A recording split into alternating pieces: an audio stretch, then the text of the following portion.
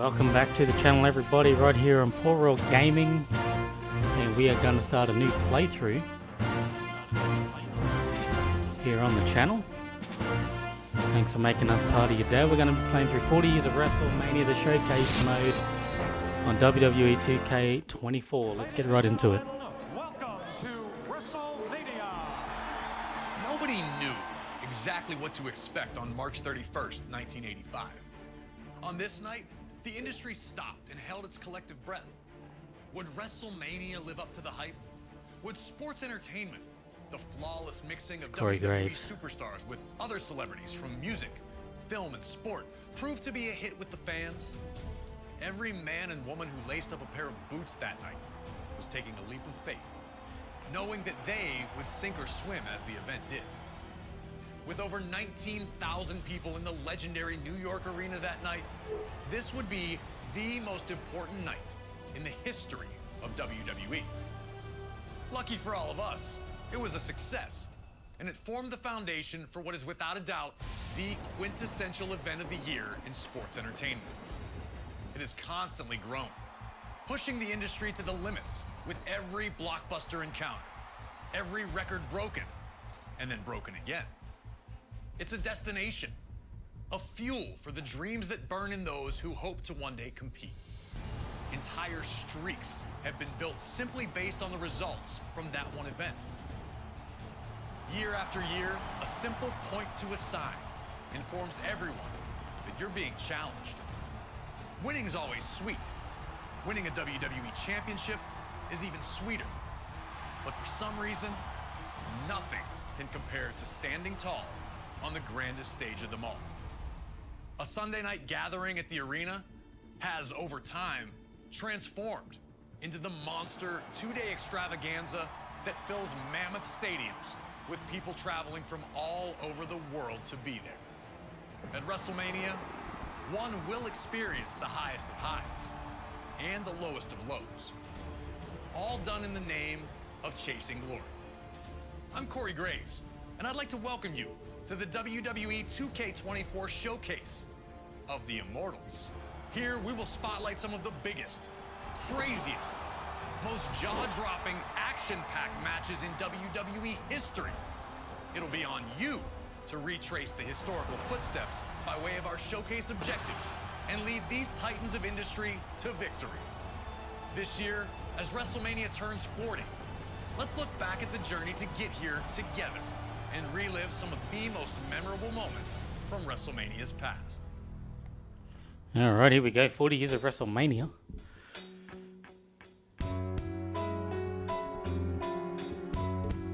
Now listen to the song playing. It's the, I believe it's called Rage for WrestleMania 15. Okay, showcase of the Immortals.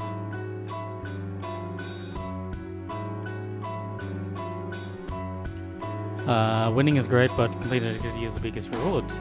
Emerging from the match victorious will earn you match rewards and unlock the next match. Completing all the objectives in each match will earn you objective rewards. Let's go. Here's the timeline. Starting things off 1987 for WrestleMania 3. What are our options? All good. Let's go. The first WrestleMania set the stage for everything that was to follow. All the way around the world. Now you know what it's all about, brother. Celebrities were out in full force, showing that this was the place to be. WrestleMania 2 pushed the boundaries, taking place in 3 different locations: New York, Chicago, and Los Angeles, delivering 3 huge main events. But it would be WrestleMania 3 in 1987 that truly displayed WrestleMania's full potential.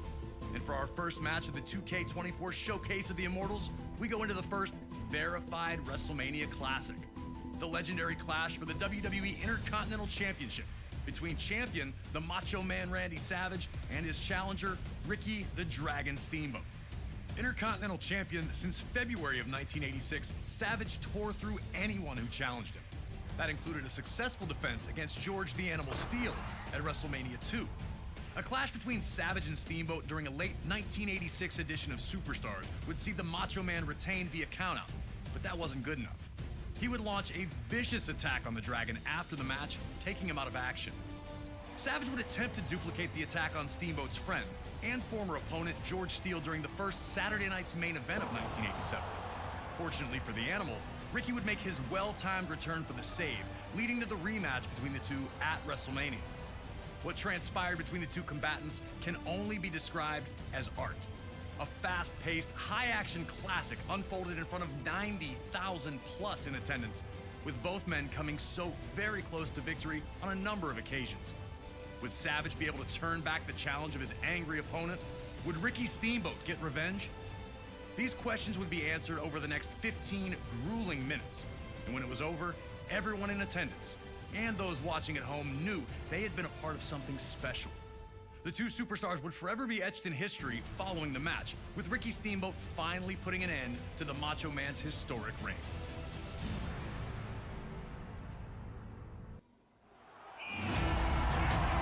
Alright, here we go. We play as the Dragon, so you can't get too aggressive there. Dodge, reverse, block, or break through Macho Man's attacks. We'll just go ahead and do the blocks, they're easier. The reversals, sorry.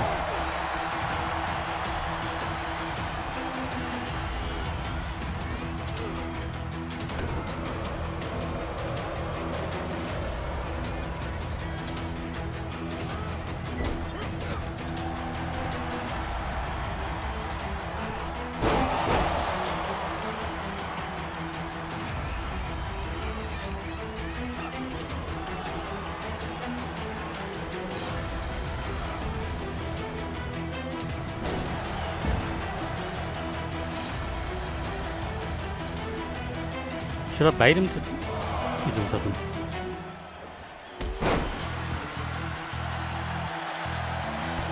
Oh,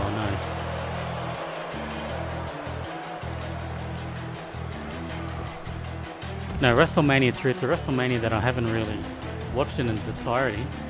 Something I'd definitely like to do. I'm not going to use that because I'd like to build that up. But we will take him down. With the knee. And I'm going to try the taunt now. Yep.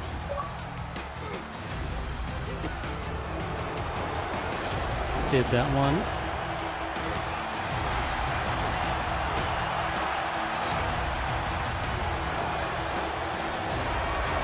Southeast.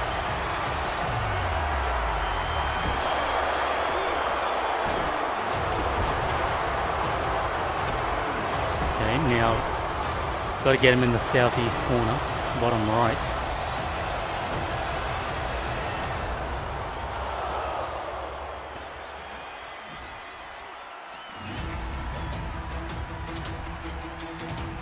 Reversed it. Late on these reversals. I'm not going to use that yet. But I think I might have to.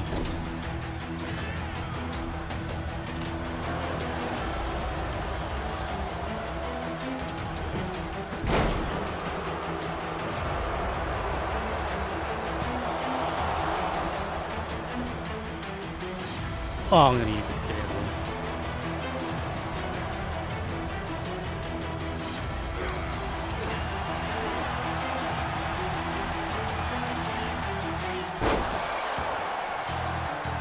Okay, gotta go this way.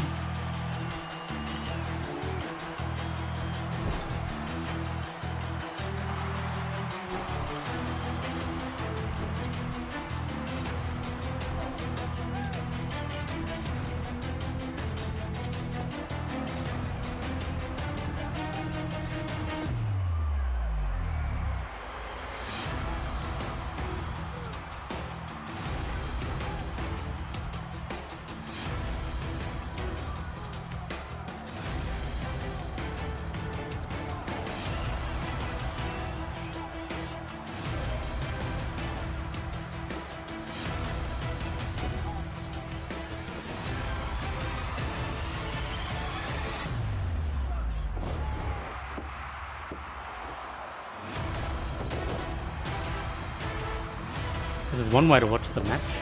Although the thing that really bugs me with these late 2K24 games, showcase many things like that, is the amount of blurring they do. Like referee El Hebner. His face is blurred. I'm gonna take a stab and say all of the referees' faces, bar the ones that are in the game, they're gonna be blocked out. It even blocked out Madison Square Garden in the opening bit. I just noticed.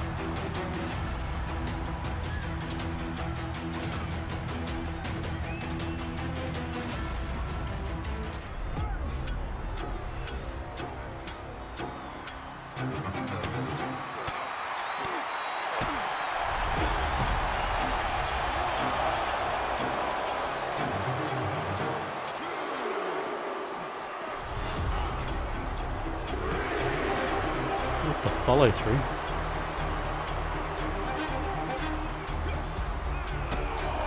We're gonna just go into the ring.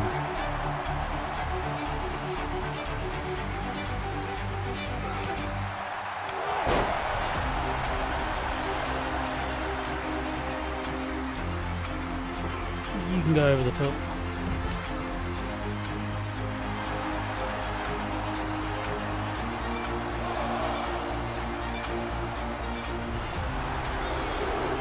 The chairs have Snickers written on them. I think they did those type of things back in 1987.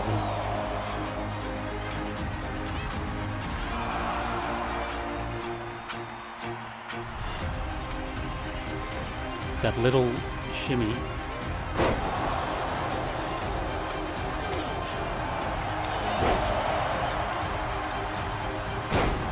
was not helpful.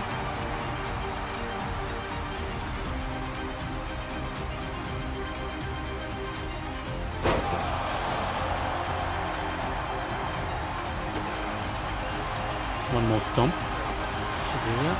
Now what? Light combo in the middle of the ring.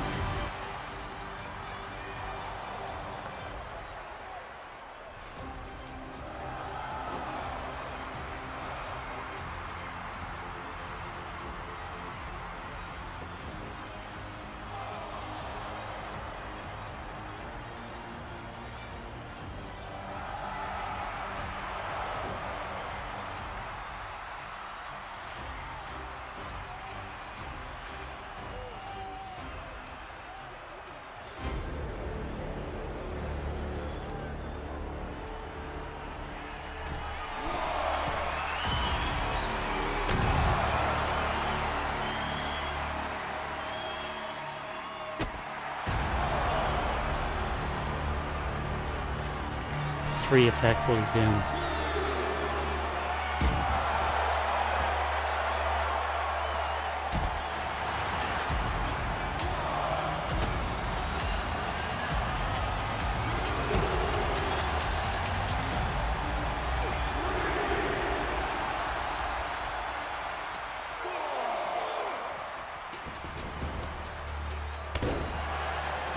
What's next?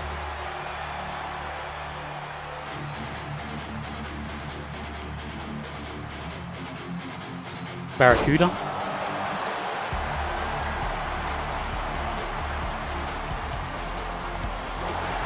It's a break.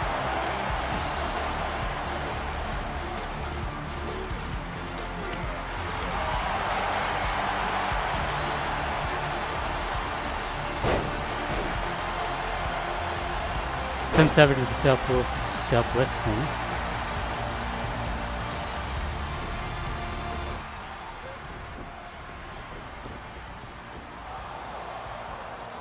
There goes the ref. Macho clothesline.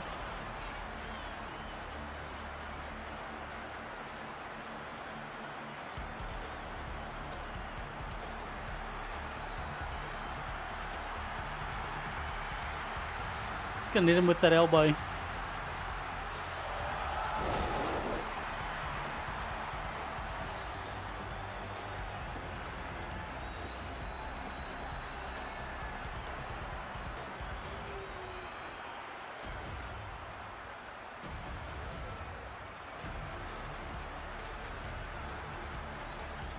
Now what?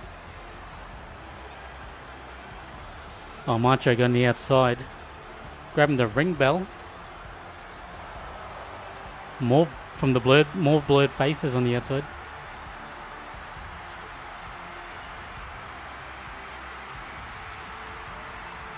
Oh.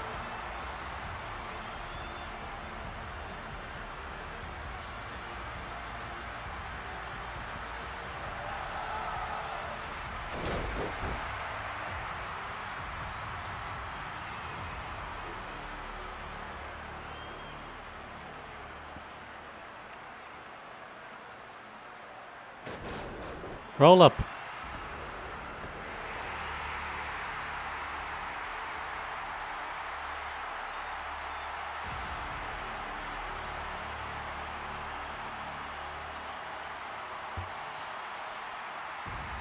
Here is your winner, and the new Intercontinental Champion, Ricky the Dragon Steamboat!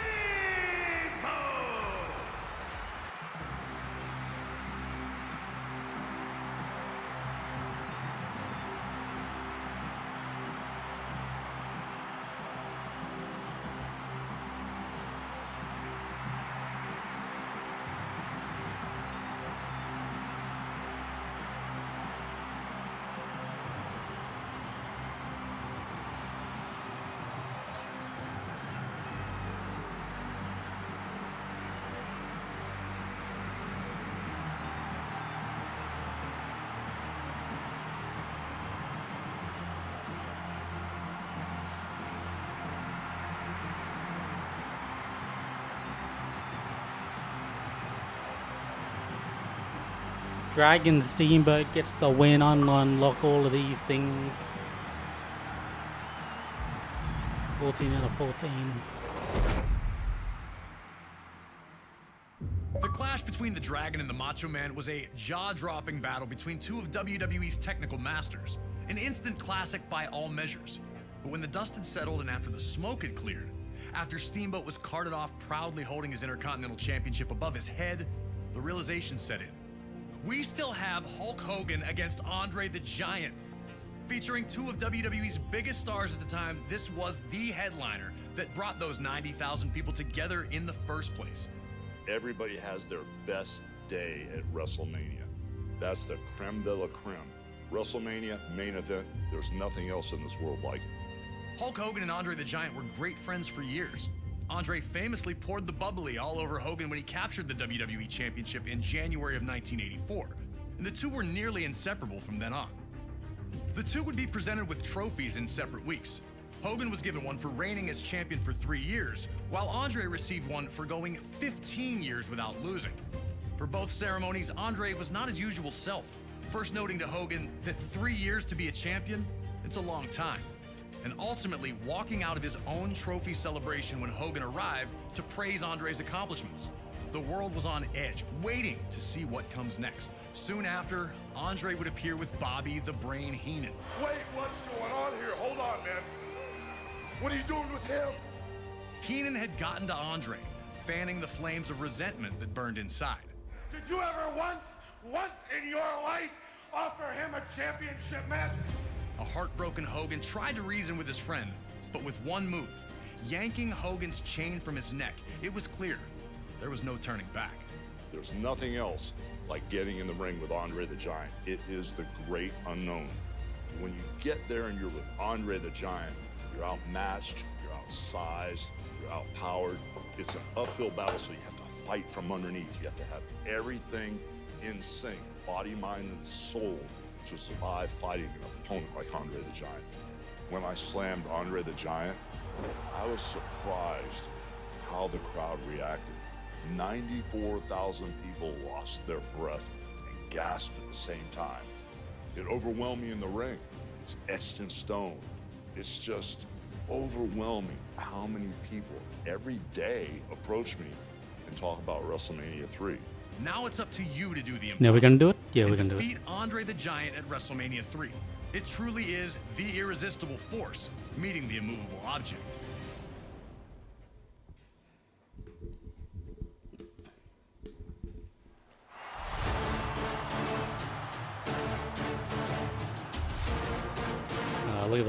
recreation of the iconic scene. The irresistible force meeting the immovable object is going right over through my brain right now.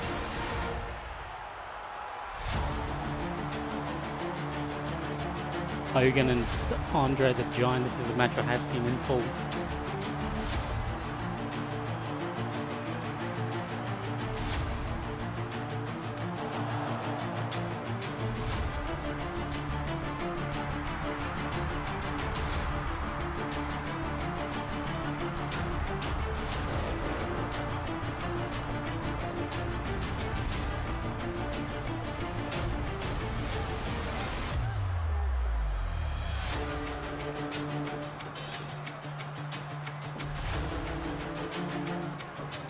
Alright, brother, it's time to get back on your feet. And we're going to take over. Well, Andre's going to come for the attack.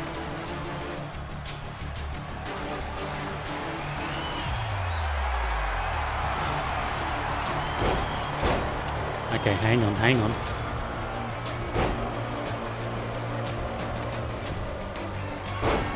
Heenan, move. Oh.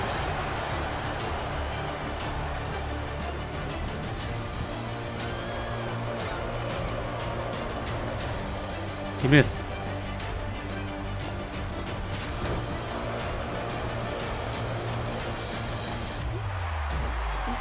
Has Andre ever done a dodge roll before?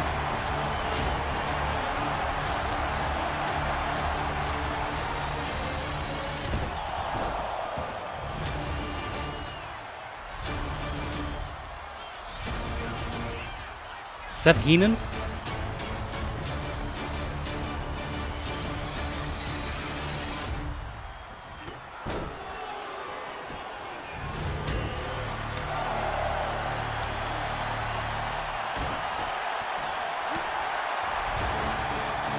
Get this part done and then we'll do the reversing.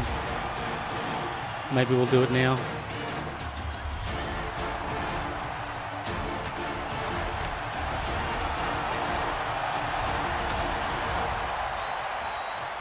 Let's try and get him to do the rebound.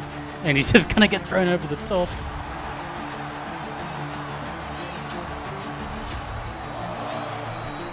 Okay. Let's try to do this again. Against the ropes. Hit him there. Go against this rope. Oh yeah. That breaks the illusion, but that's okay. One more time against the ropes. Got it. Just gotta attack him. Corner attack. Let's do that corner attack. Come on, Andre. Work with me. Into the corner. He's just gonna fall to the ground. That's okay.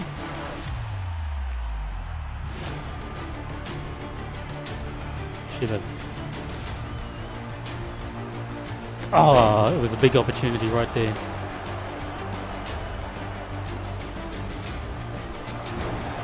Can't block that one for some reason.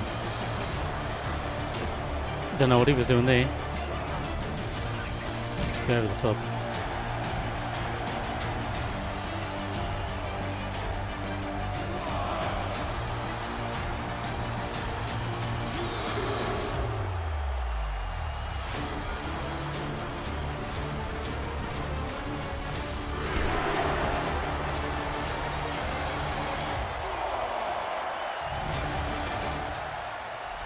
Come on, Andre.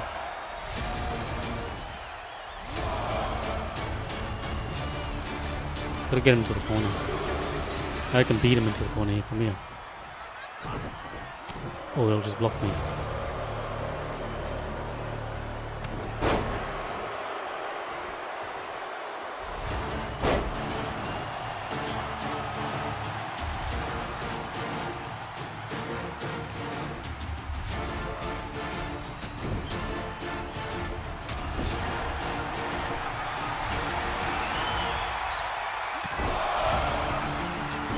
Oh, one more shot, that would have completed that objective.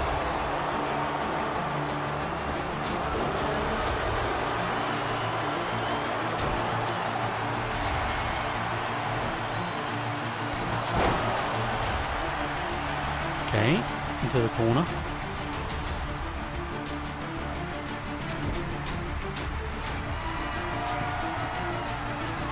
He keeps blocking it.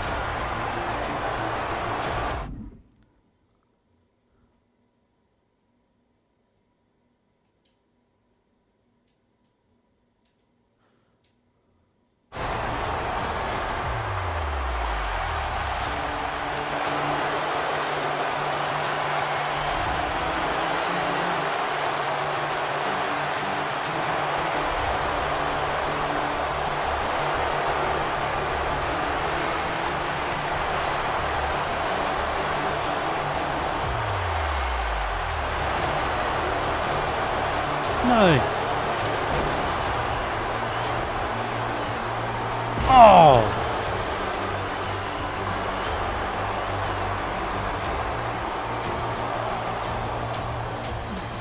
No salad.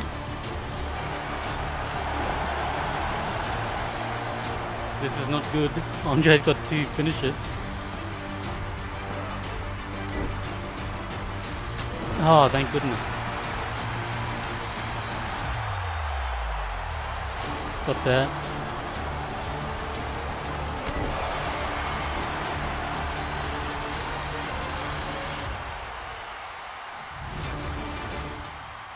It's Bobby Heen and he keeps distracting me. Lucky. Yeah, come on, ref, do something about it.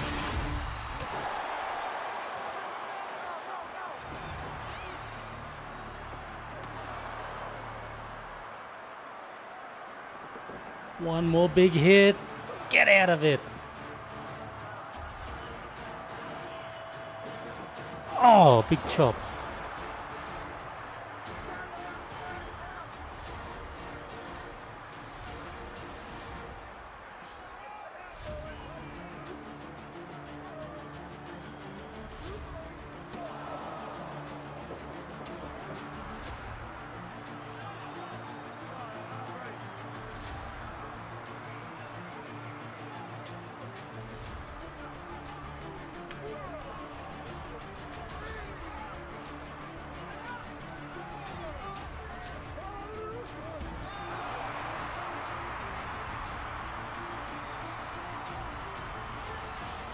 Hogan crawling away.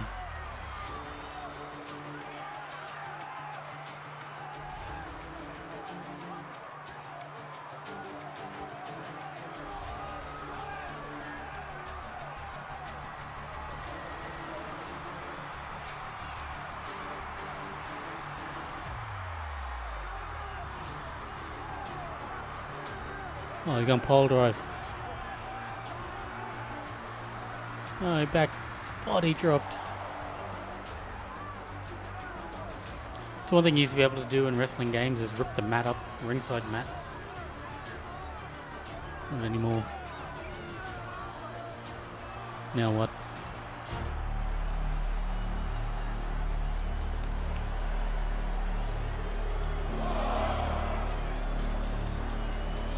I'm mashing.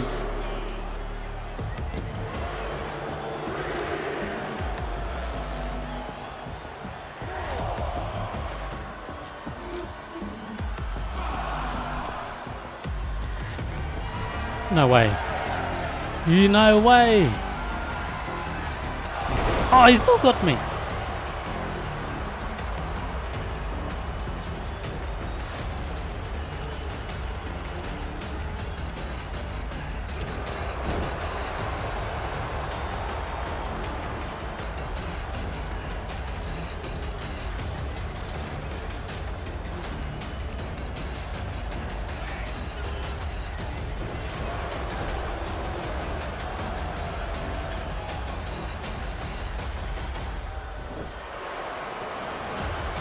There is just no way.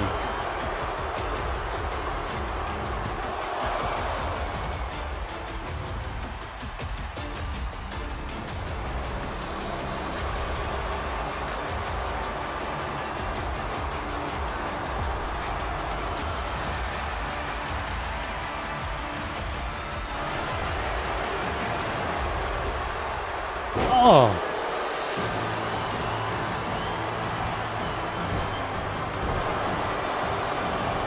How is this happening?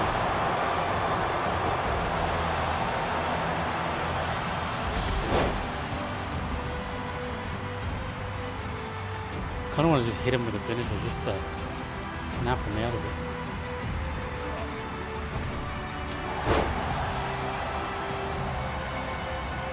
So I should pull back.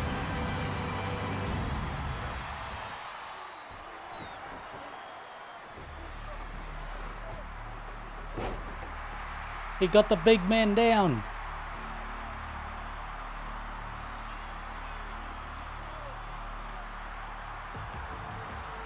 Hogan slammed the big man to the mat.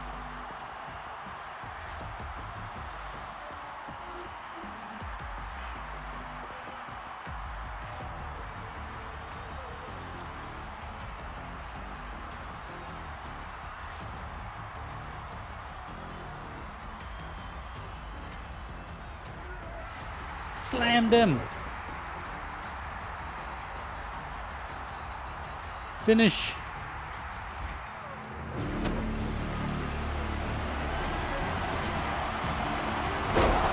Into the cover.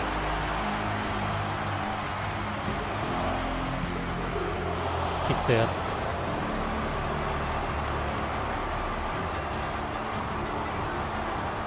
Kicks out. Could you imagine if he kicked out then? Didn't even...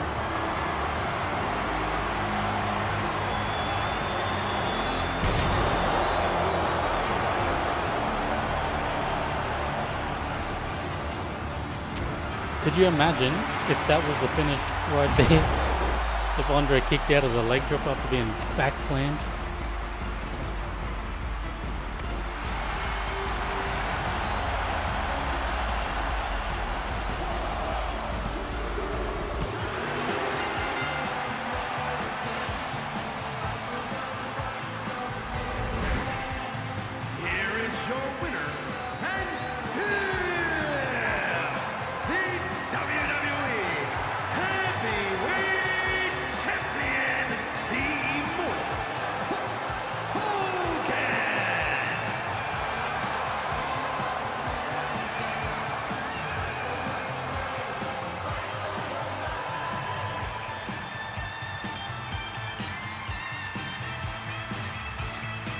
Hogan and Andre, what a match.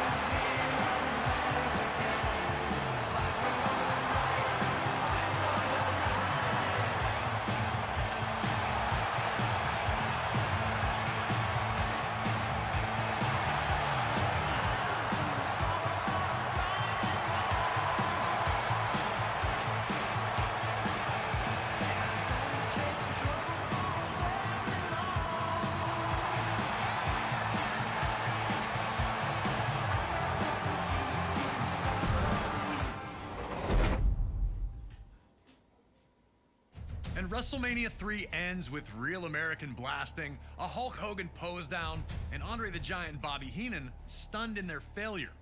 One of the most important matches not only in WrestleMania history, but WWE history itself. Up next, we jump ahead to WrestleMania 5 in Atlantic City, New Jersey. Those with tickets didn't know it as they entered the venue that evening, but they were about to witness one of WrestleMania's biggest upsets take place right in front of their eyes. Corey, just call it what it is. Warrior captured the WWE Trump Intercontinental Plaza. Championship at the inaugural Trump SummerSlam Plaza. in 1988 by blitzing the Honky Tonk Man, ending his record reign in a little over 30 seconds. Since then, he seemed unstoppable, a lock to become WWE Champion one day. Two people who were not impressed were ravishing Rick Rude and his manager Bobby the Brain Heenan. The 1987 Slammy Award winner for Best Body felt that Warrior was nothing special, both in-ring and even in terms of physique. This led to Rude challenging Warrior to a super pose down at the 1989 Royal Rumble, where the winner would be decided by the WWE Universe's approval. Pretty quickly, it was clear that the Ultimate Warrior was going to be crowned the people's choice, and Rude was livid. he'd launch a vicious attack, bringing the competition to an abrupt end. That would lead to the signing of the contract for the two to compete in the Intercontinental Championship match at WrestleMania 5, and the world felt that Warrior would destroy his brash challenger. But Heenan and Rude were more than prepared for the champion. Heenan was desperate to have WWE Gold in his vaunted Heenan family ranks, and he knew that the Ravishing One was the right man for the job. They told anyone who'd listened that Rude was going to beat the Ultimate Warrior at WrestleMania, and now the time had come. Had they backed Warrior into a corner, or were they about to realize they'd bitten off far more than they could chew? That's a question only you can answer.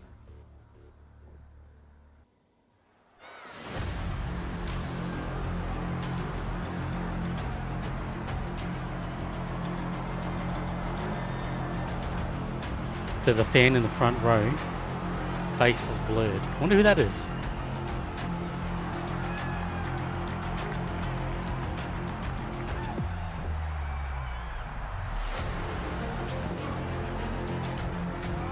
Beating his ass, literally.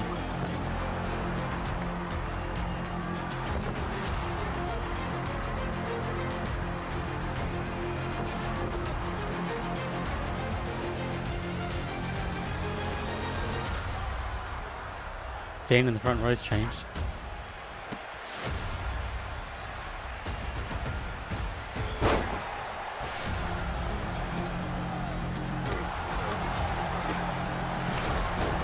Who am I? Oh, I'm Rick Rude.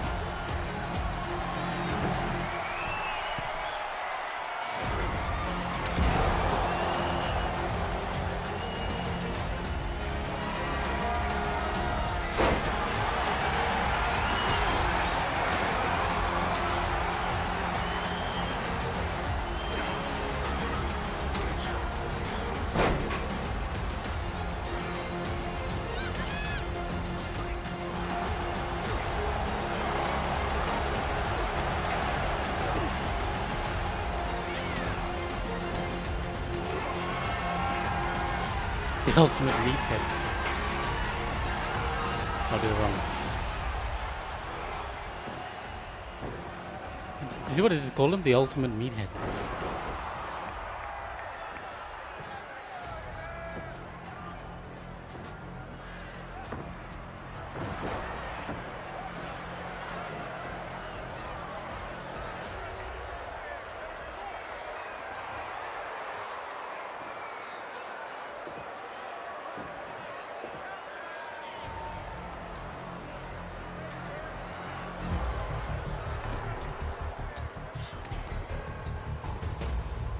Some damage. Got hit him with the pole drive.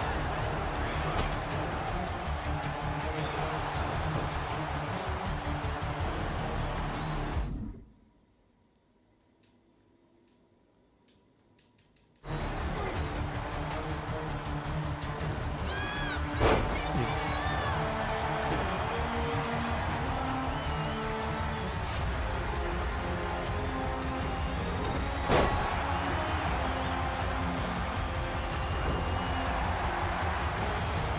Okay, come on. Is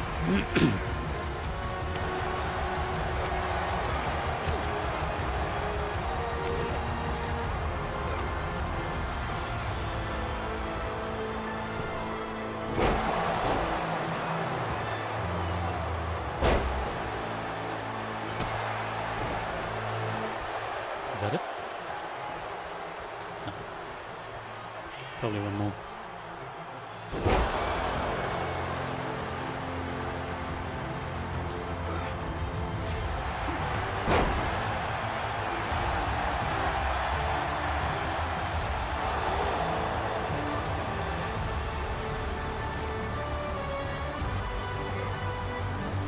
Okay, we'll go there.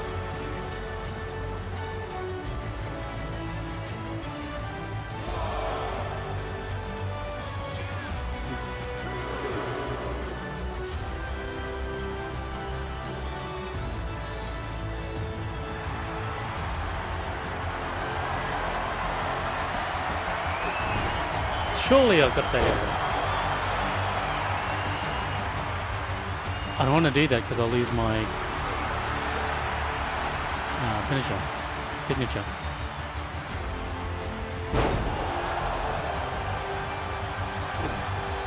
but it's not giving me a choice, eh? I'm gonna have to use it soon.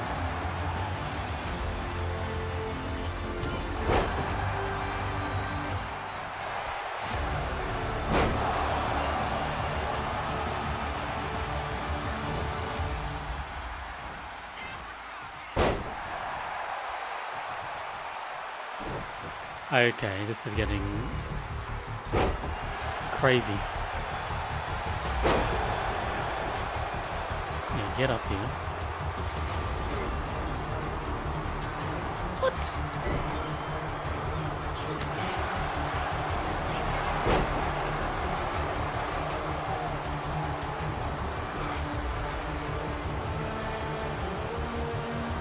My goodness.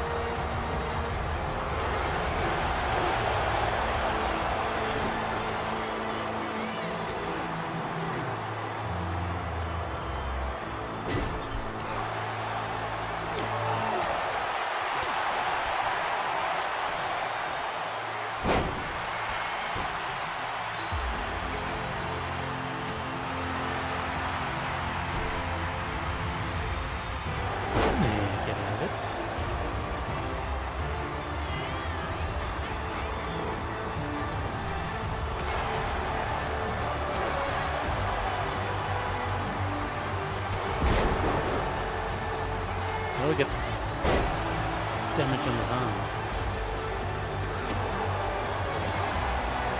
Just like that.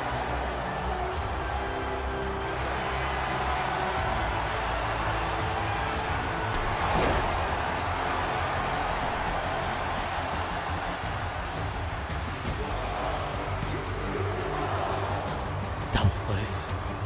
That was close.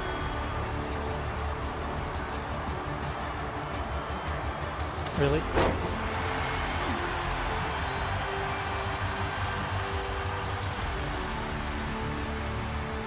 Heenan?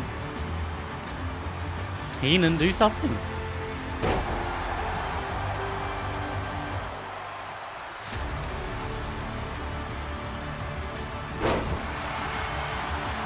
Someone do something.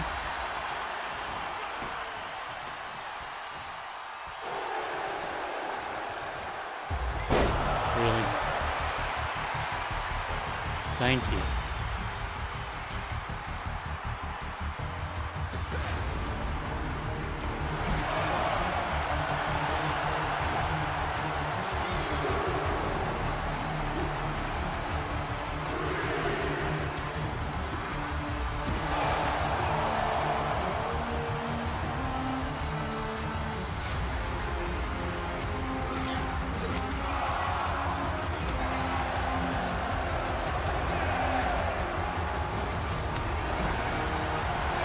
It's gonna be a count out.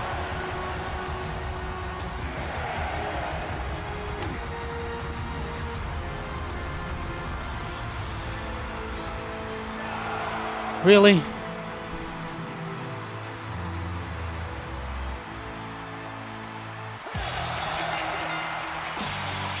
A count out?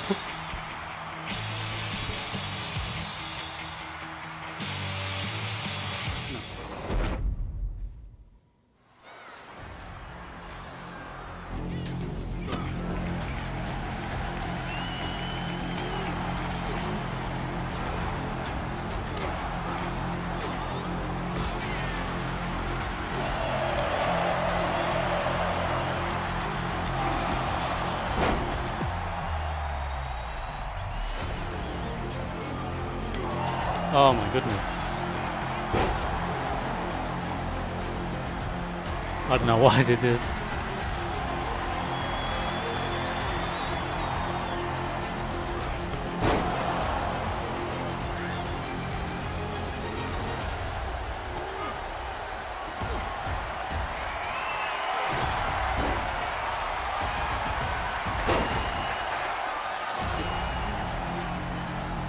Okay.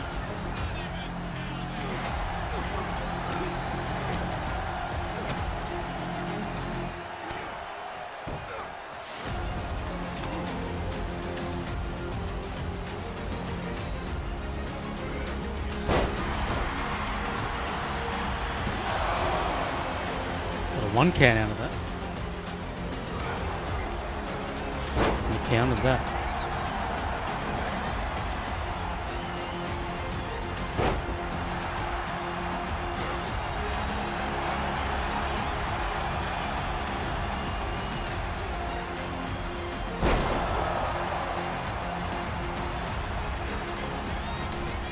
Get the hell out of there.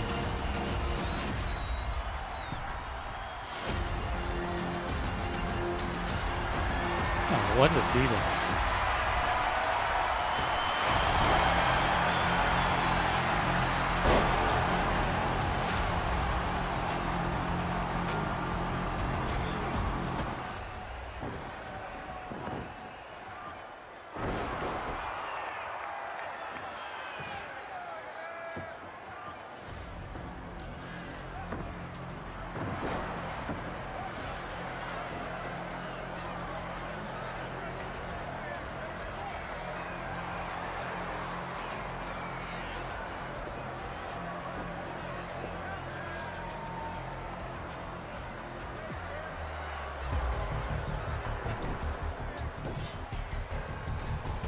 Okay. Gotta hit this pole drive.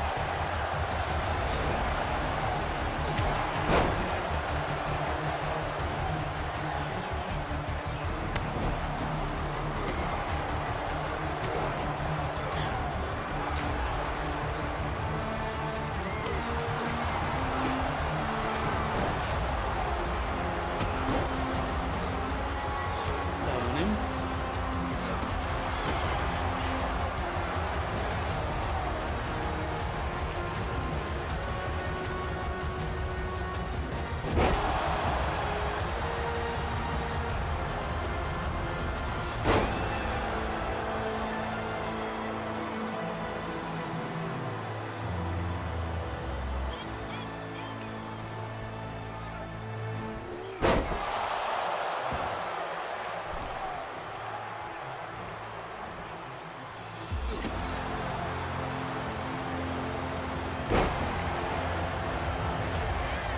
Get up.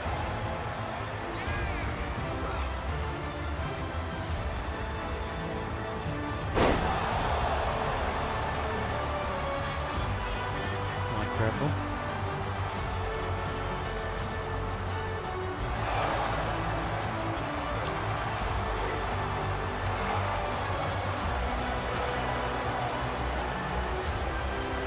Take it.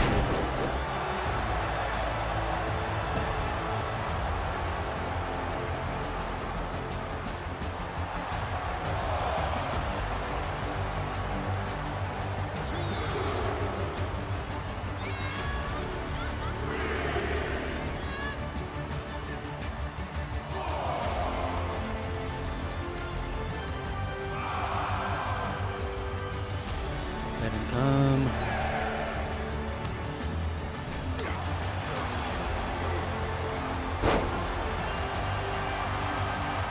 And here goes Warrior.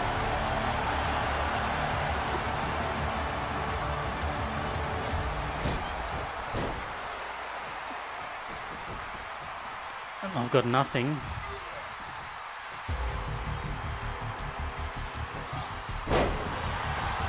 He just suddenly just has a thing.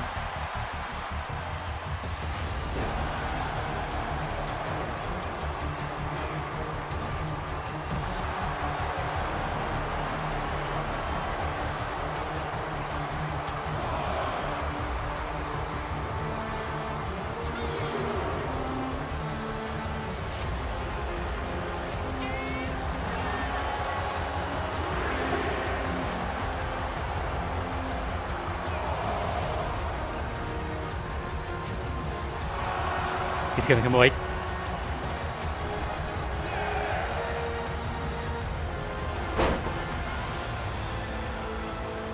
Okay, just send him against the ropes.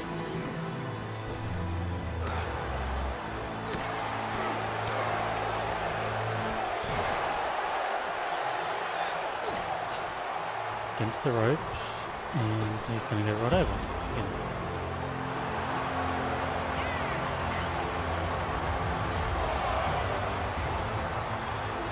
Send warrior into the ropes. Meet him with a big rebound attack.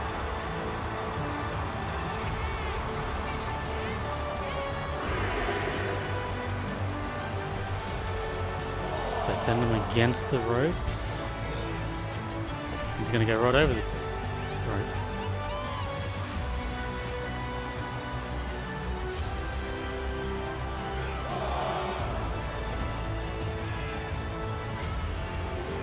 Try again.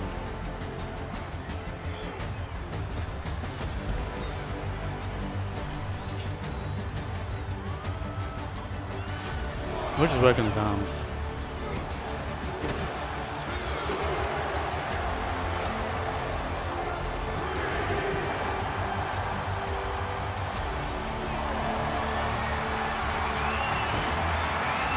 Not another one of these.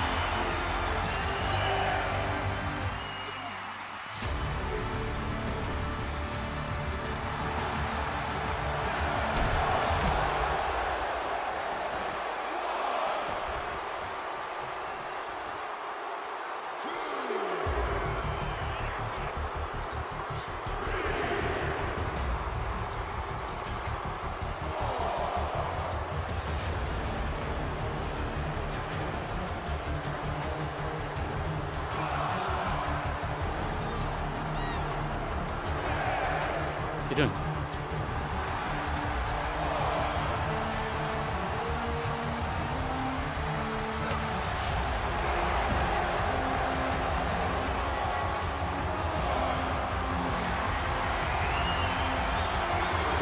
Did you just press me on the outside?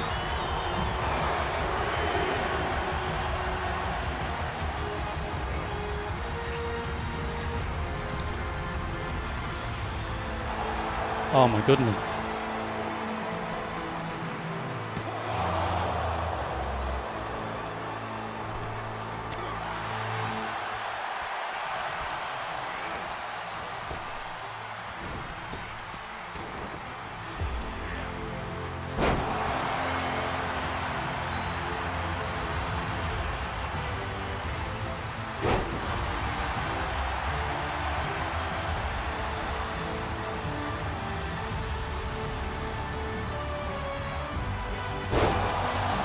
See, this is why nobody likes the warrior.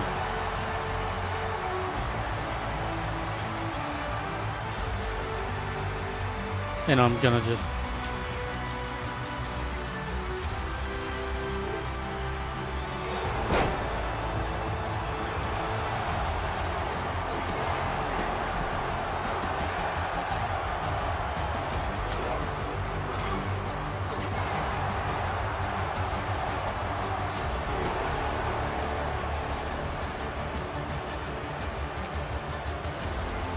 How did he...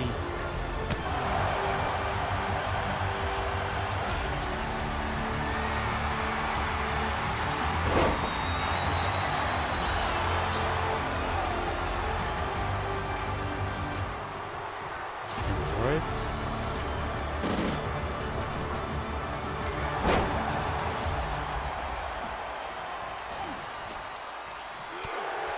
This running animation... He's going to go over the top.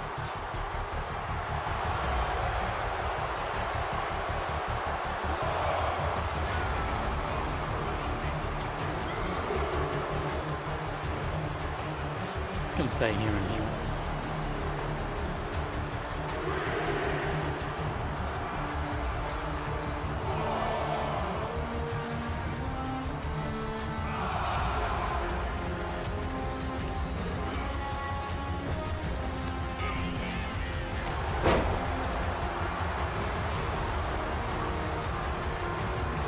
How this is meant to work.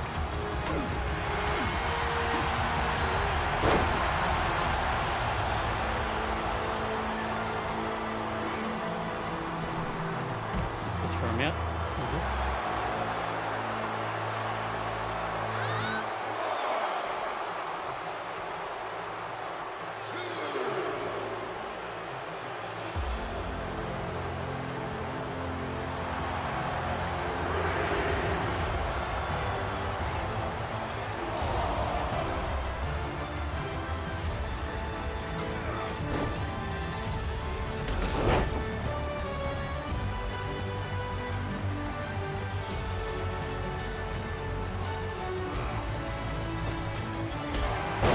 That's how you do it.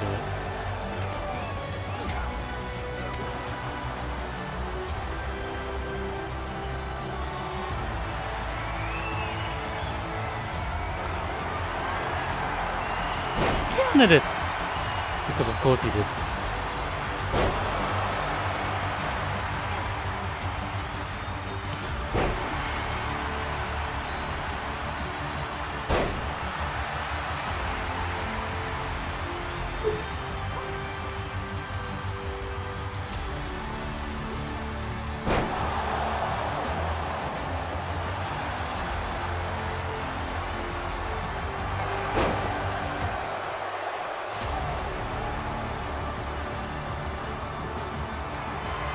Wow.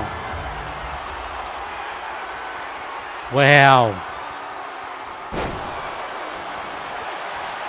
Oh, thank goodness. He's got 3 finishes.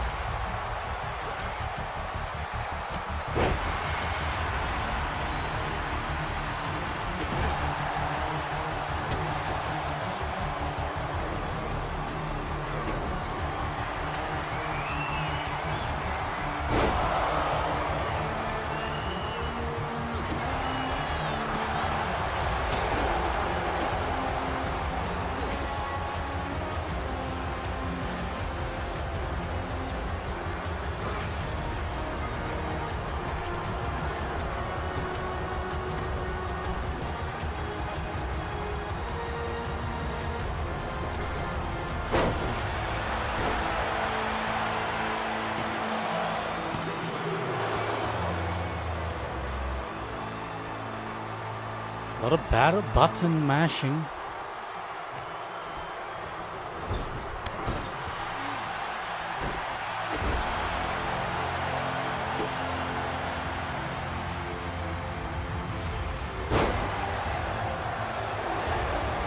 Really?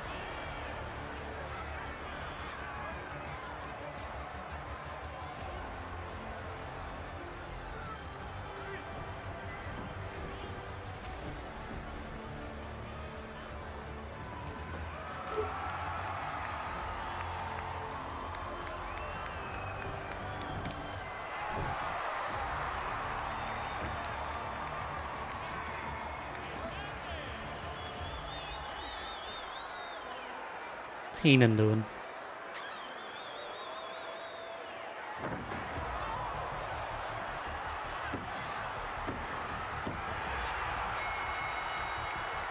Here is your winner, and the new Intercontinental Champion, Ravishing Rick Rude. Yeah, deserved.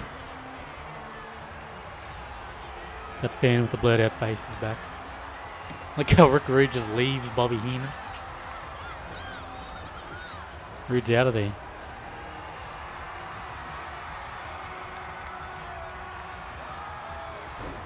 Oh.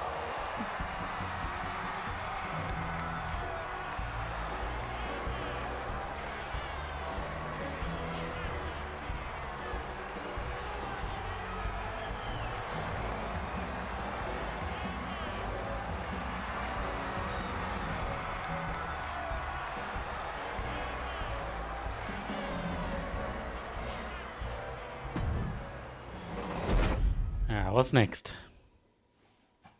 An arena left completely shocked as Ravishing Rick Rude Hey, pinned the Trump Ultimate Plaza Warrior to win left the completely WWE shocked. Intercontinental Championship with a little assist from his manager, The Brain. Hey, if the ref doesn't see it, he can't call it. Those are the breaks.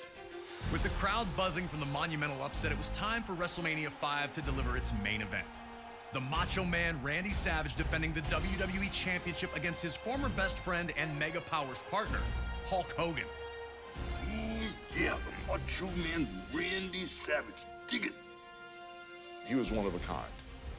He was intense. He was a great athlete. Everything about him was 100% perfect for sports entertainment and professional wrestling.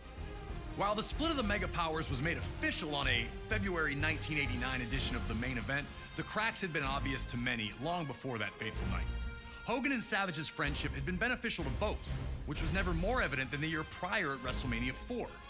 On this evening, the vacant WWE Championship was to be decided in a 16-man, one-night tournament. In an absolutely brilliant display of athleticism and heart, the Macho Man would compete in 4 different matches to claim the championship. But it was in the final against the $1 Million Man Ted DiBiase that Savage would run into seemingly more trouble than he could handle. In DiBiase's corner was Andre the Giant. Throughout the match, Andre interjected, bringing Savage's offense to a halt, or distracting him for attacks by DiBiase. Eventually, Miss Elizabeth would run into the back, bringing Hogan out to restore some order.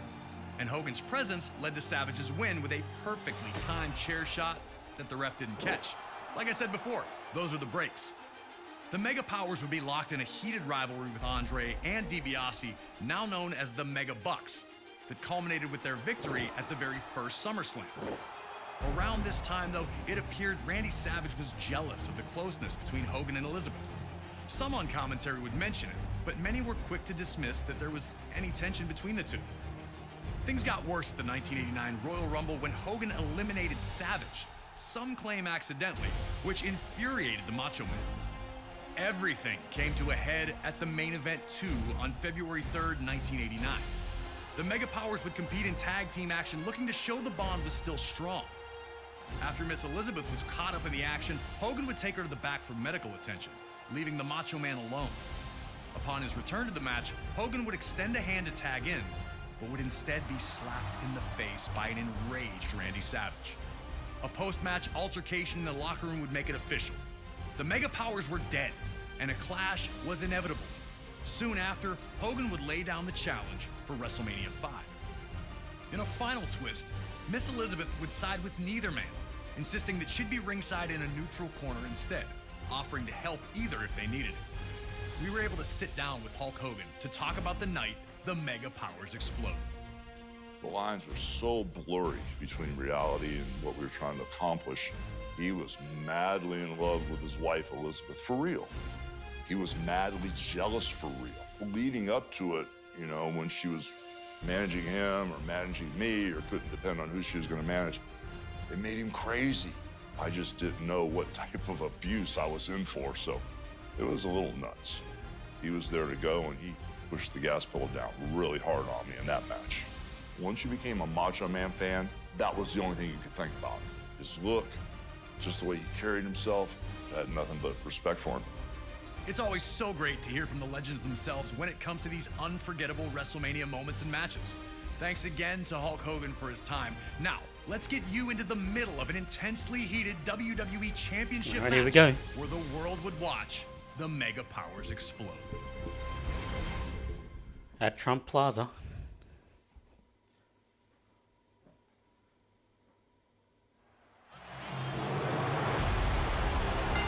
Well, not so much the middle, but the start of the match.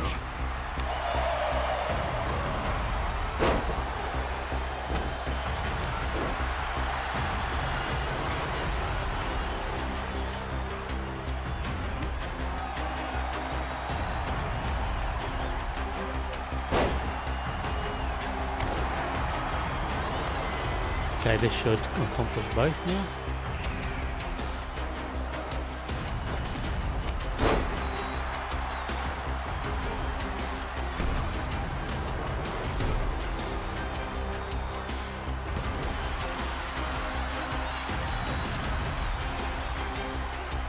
Grab an A, and he's gonna count.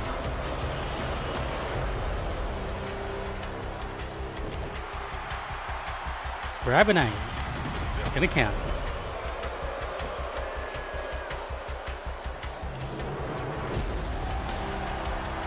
Grab an A.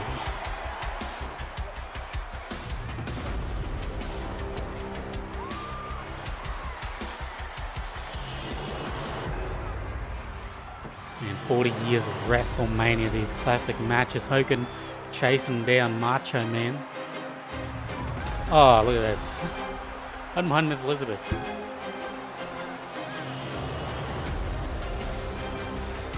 Yeah, did you see that?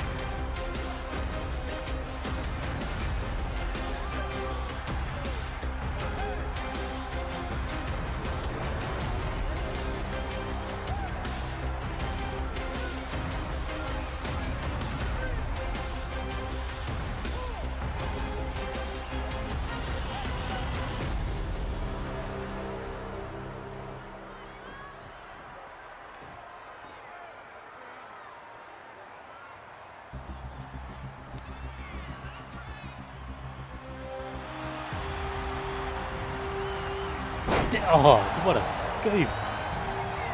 Well, Hogan.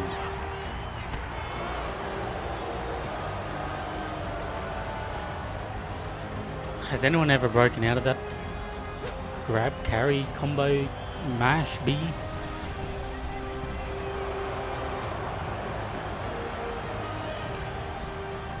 Alright.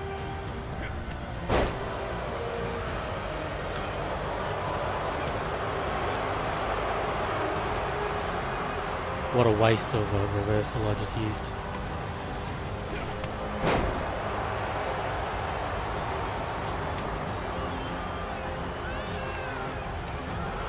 Wasted twice. So you can't get out of that.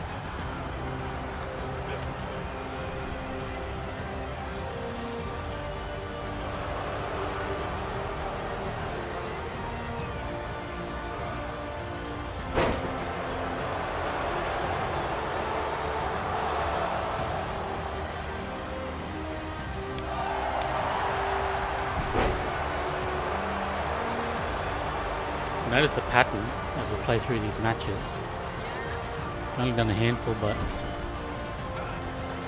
every time we finish like the first little objective block, we call it, the CPU just comes back unstoppable.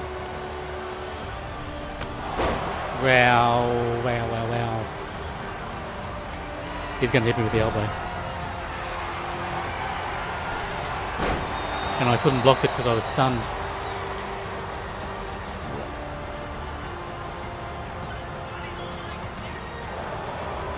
Already mashing A. Had to use a resiliency just then.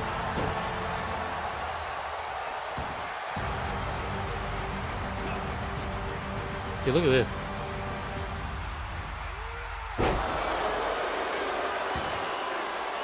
You can't even get anything in.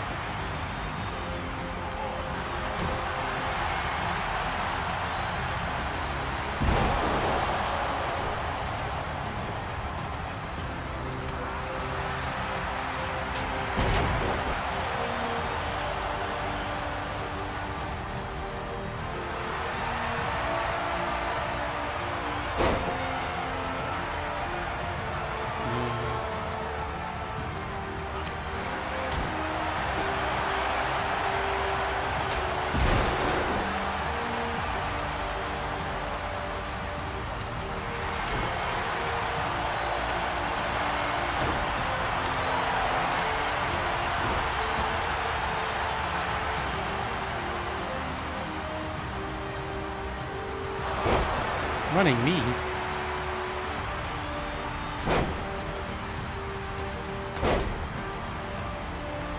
That's one.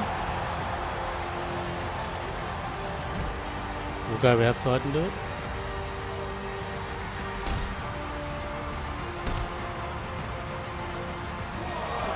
Two.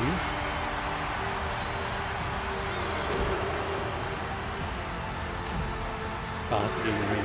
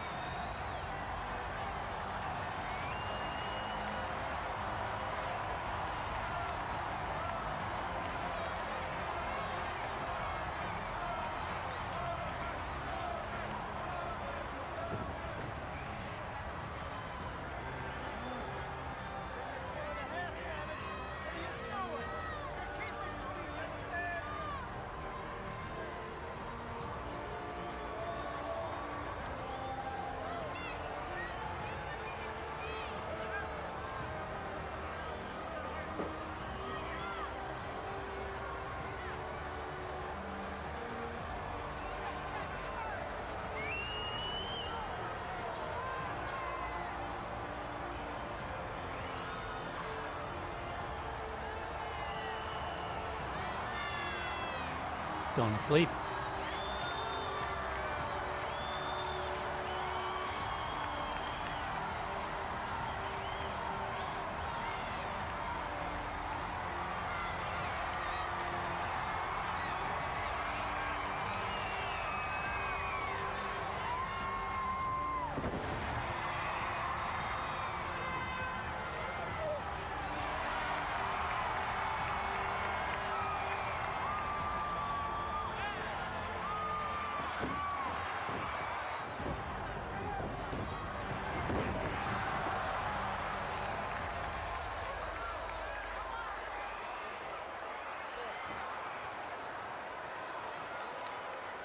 Who am I? I'm Hogan.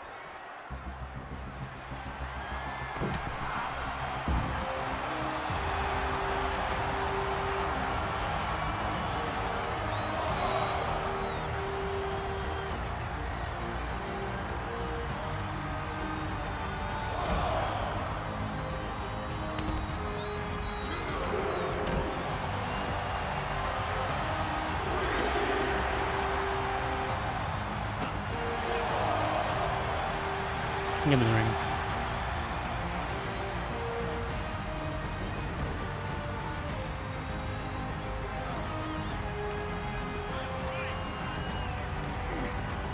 Ref got in the way.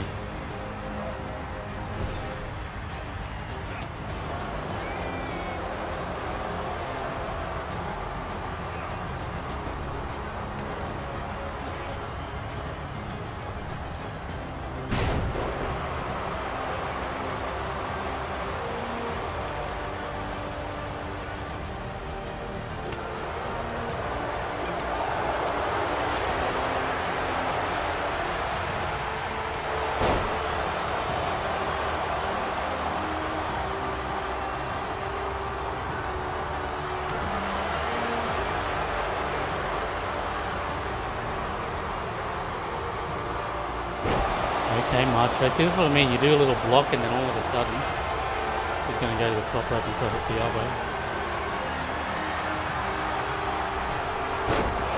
And I could have got it.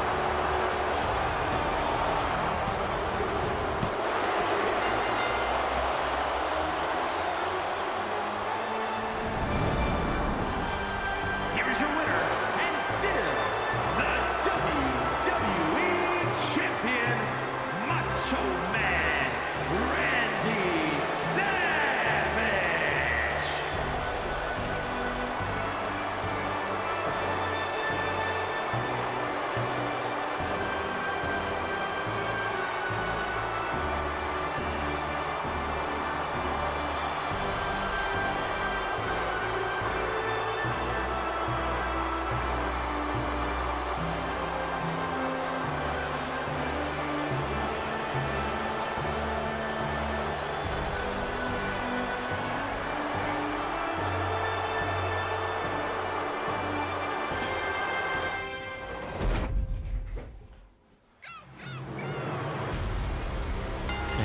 go again.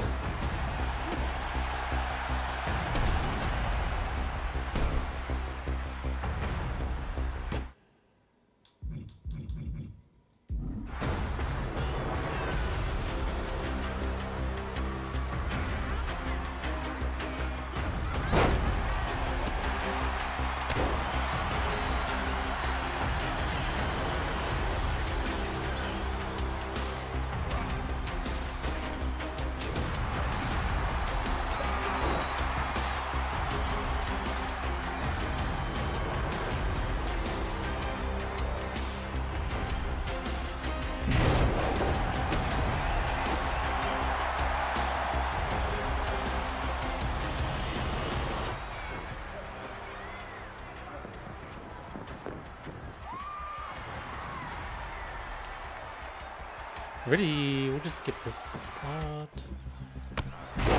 And oh, look out.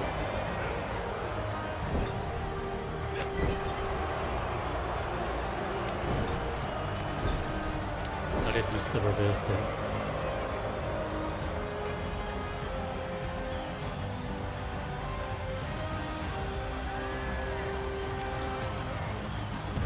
See, all of a sudden, it's coming out.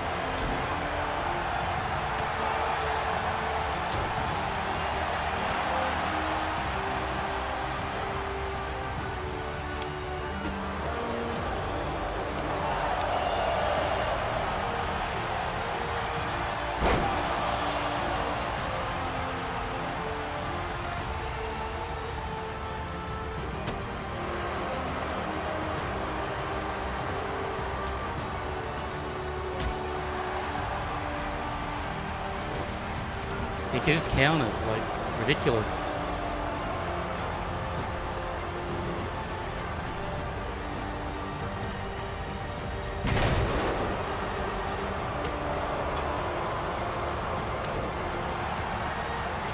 He's literally not letting me do it.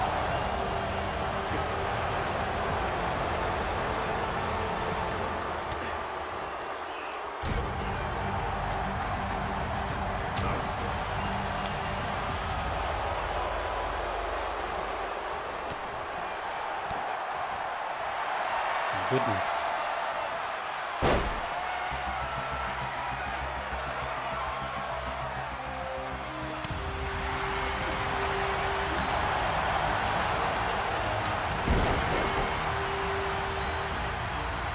Let's recover.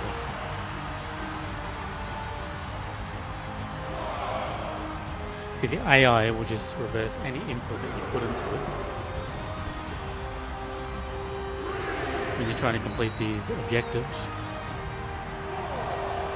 Nair's not coming in the ring, come on.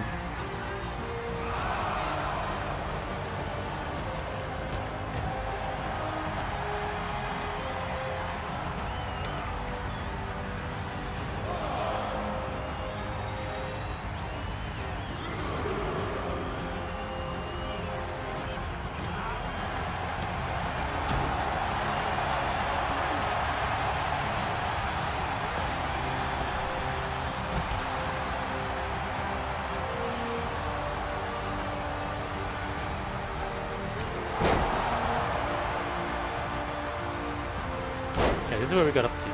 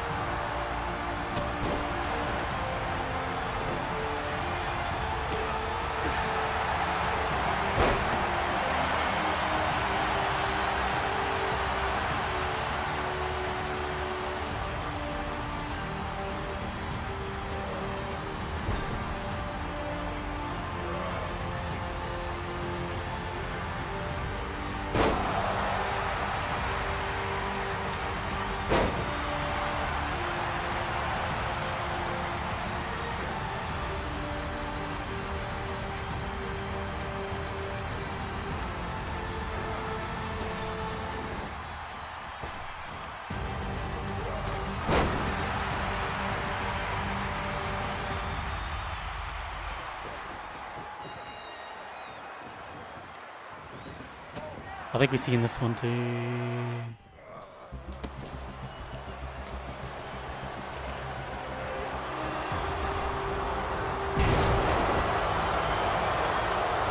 Oh my gosh.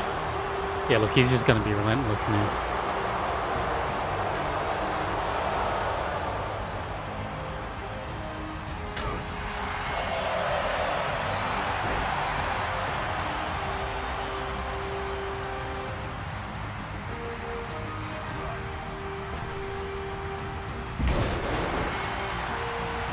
He's gonna block every attempt I'm gonna do right here. See?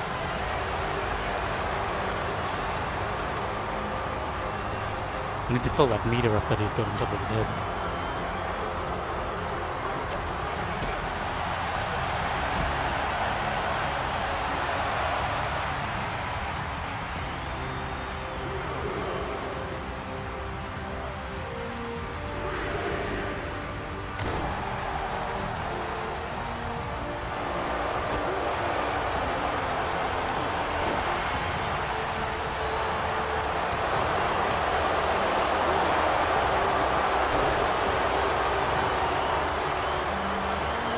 Finished already.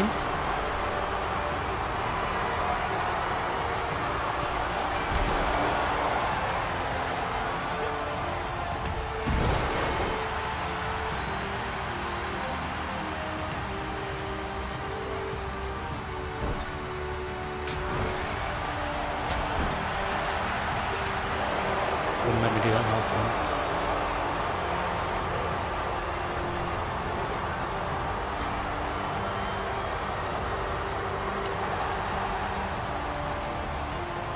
Please let me do that last one. You know what?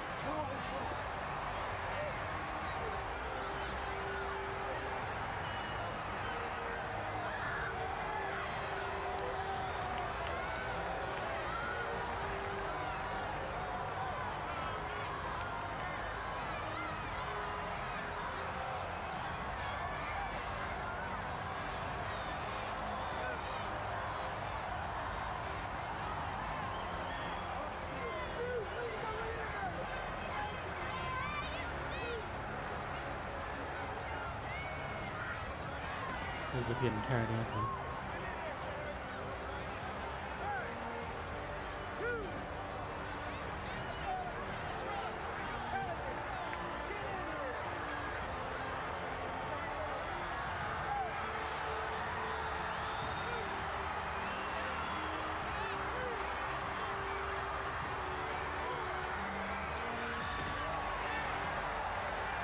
And a big axe across the back.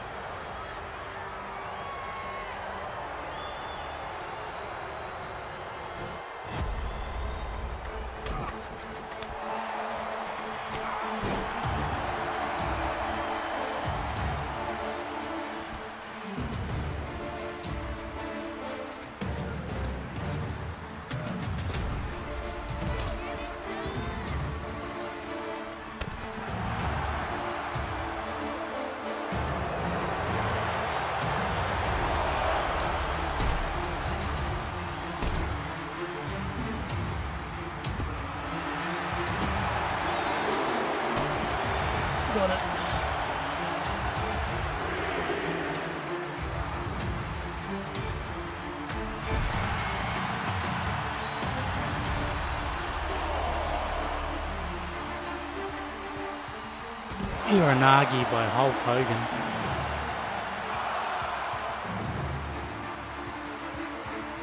You're gonna win.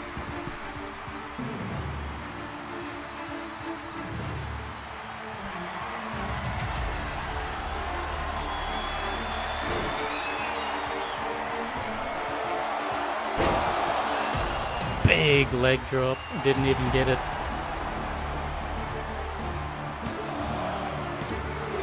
Of course he's gonna kick out, but that's why we're gonna do this.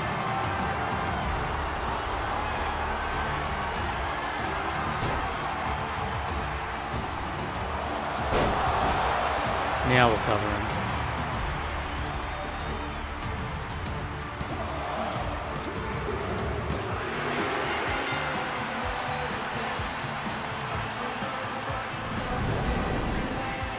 Here is your winner, and the new WWE Champion, the Immortals, Hogan!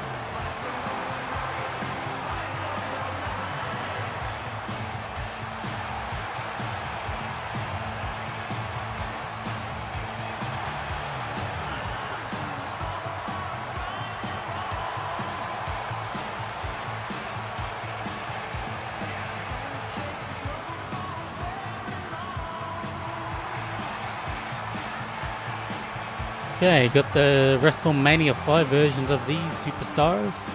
WrestleMania 5 Arena as well. Let's see what's up next. The sports entertainment world could only brace for impact as Savage and Hogan battled, and when it was over, a common WrestleMania sight was seen. Hulk Hogan celebrating in the ring with the WWE Championship back in his possession. And as the 1980s gave way to the 90s, around the world there was a real sense of looking for the next big thing. The newest, the coolest, the fastest, the strongest, anything to show where the future was. This was also the case in WWE. Amongst the members of the WWE universe, many saw the Ultimate Warrior as the heir apparent to the throne that Hulk Hogan had occupied for 6 years. The untamed superstar appeared capable of matching Hogan's strength and had dominated all other opponents.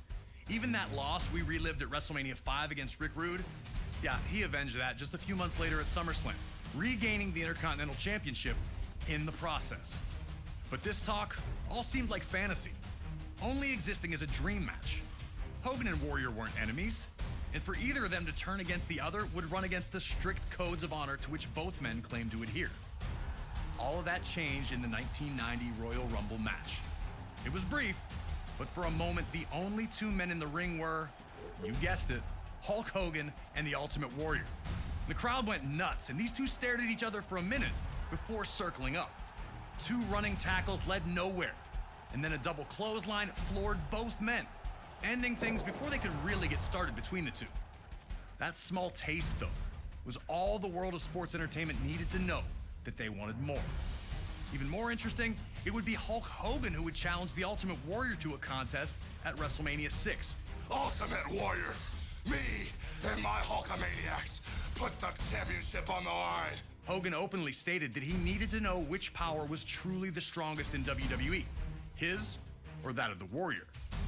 Adding to the stakes was the stipulation that both the WWE and Intercontinental Championships would be up for grabs, leaving the winner with supreme claim to lead WWE into the next decade.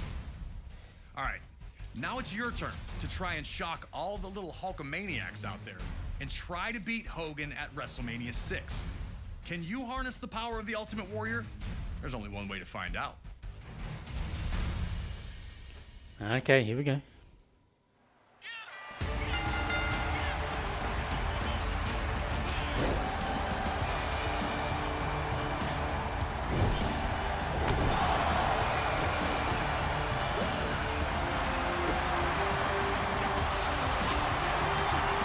Toronto Skydome, isn't it? For this WrestleMania.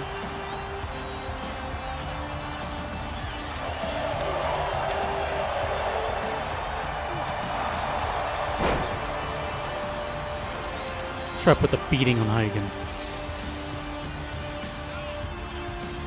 I missed it.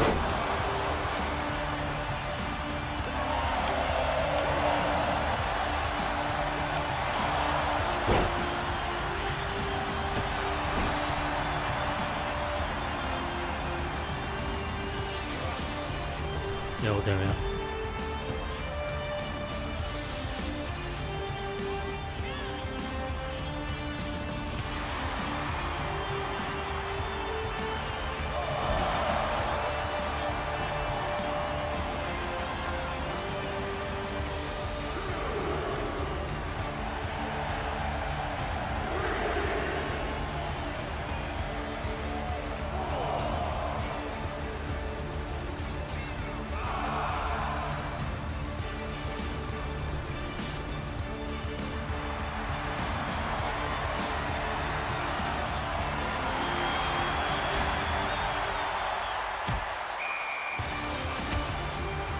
Went for the bear hug. Oh, and Hogan. Oh, this is...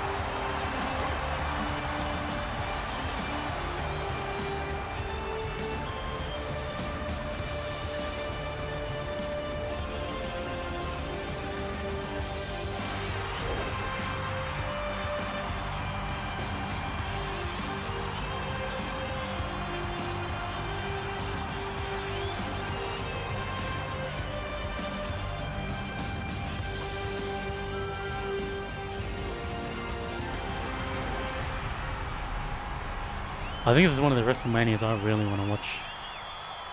All those early Federation years.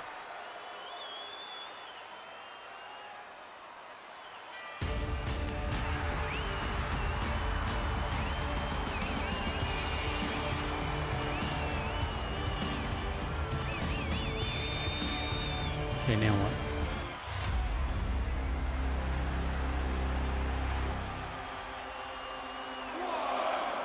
Okay, we're gonna rip. Excuse me. We're gonna whip him.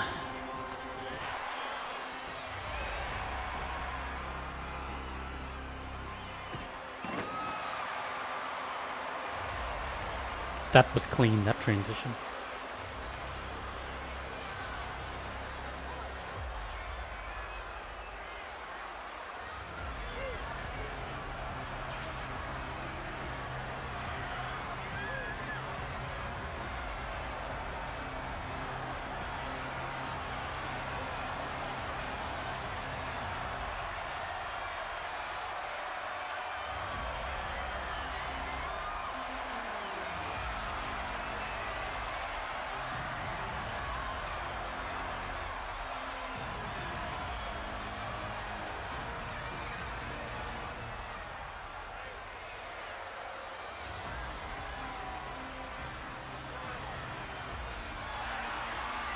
He's up.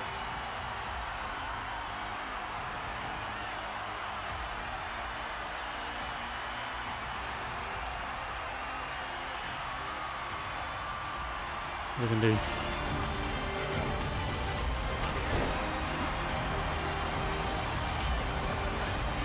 There you go.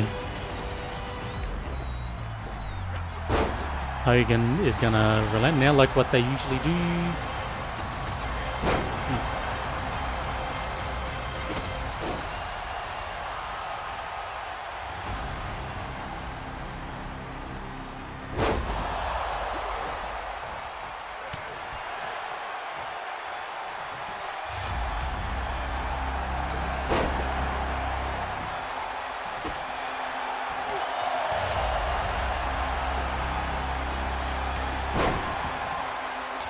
One more.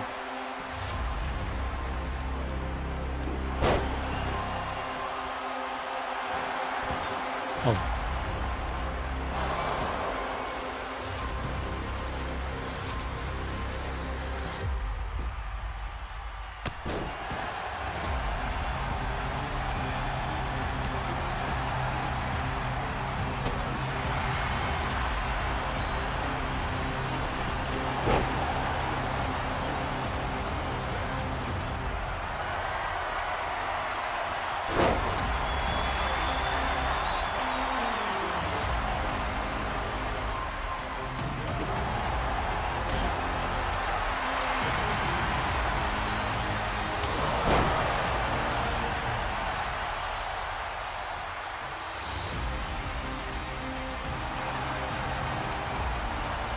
He got a whole taunted. Wow. Why is he so far out?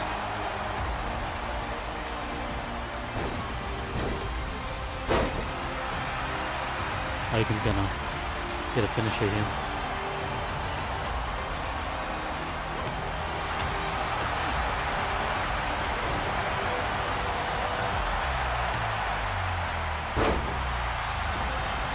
How red Hogan is.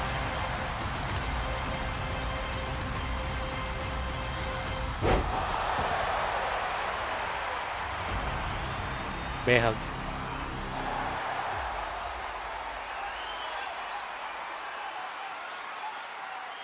Oh no.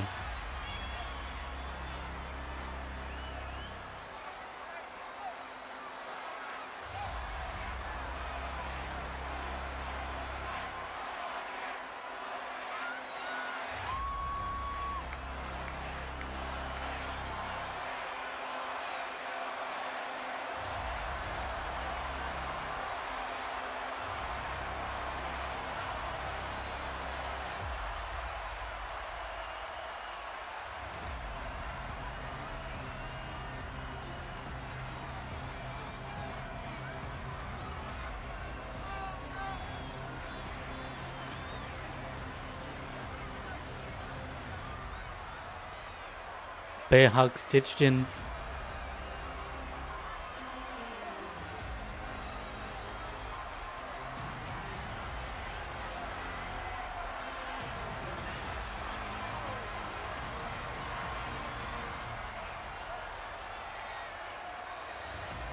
Real tight.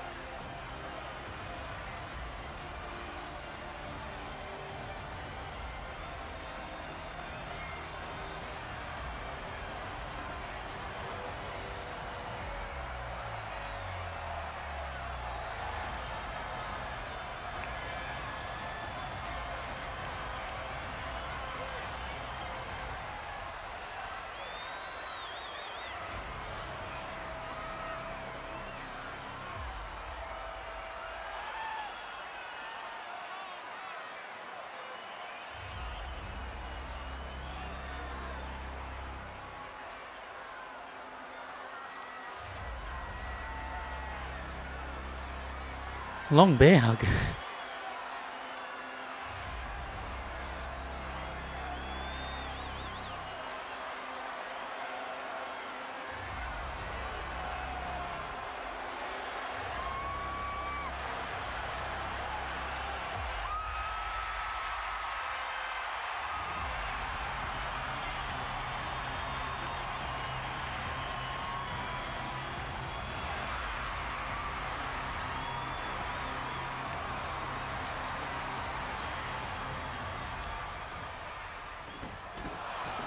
Oh.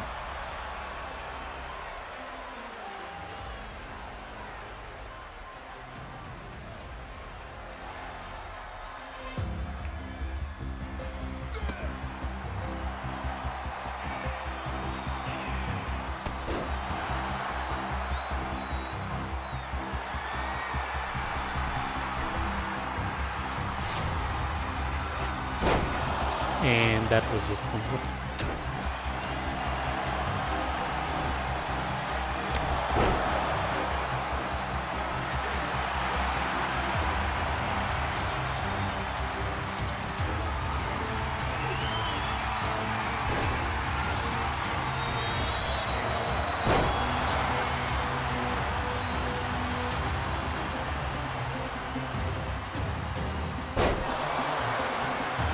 Here we go again.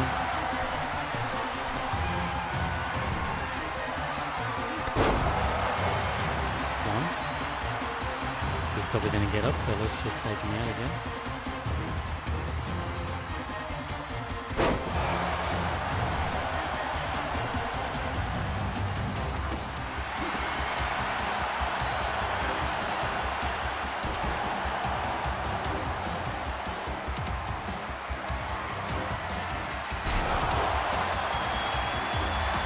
Oh, get up, get up, get up.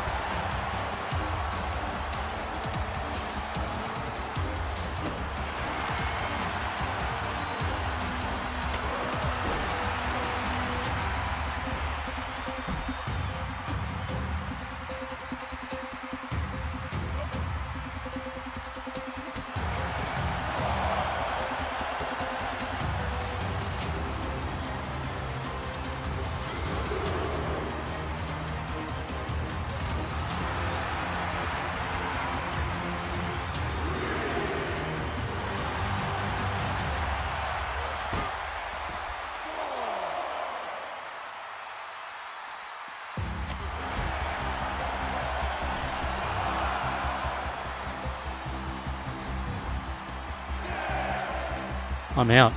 I am out cold.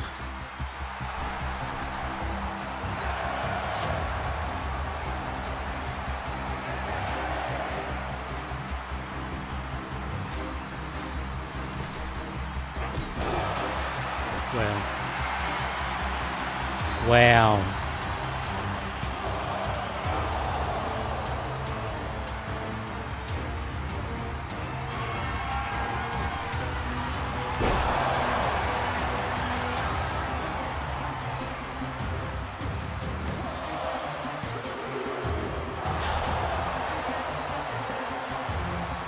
What a match that was, oh my goodness.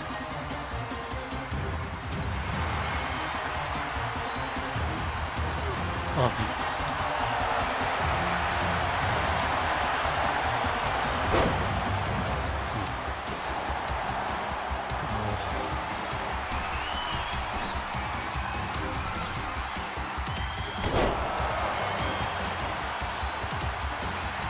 One more time.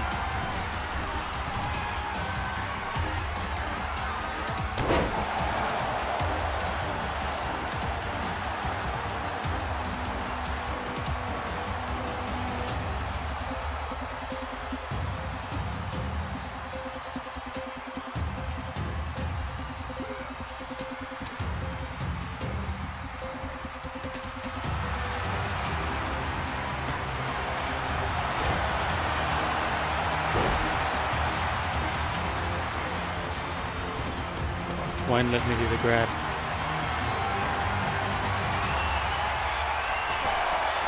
Will not let me do a grab at all.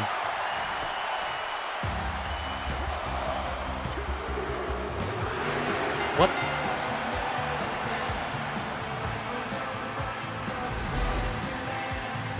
Ladies and gentlemen, here is your It would not let me do a grab. California, City of Angels. The sports entertainment world could only brace for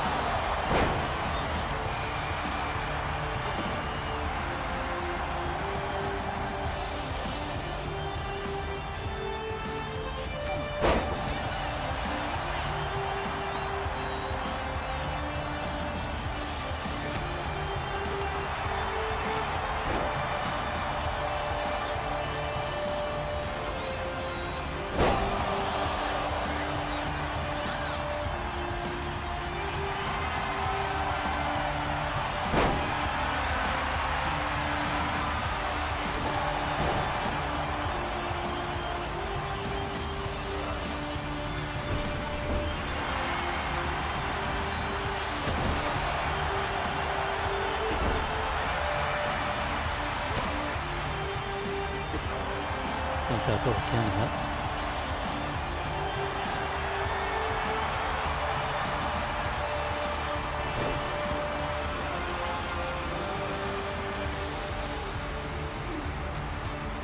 Wow.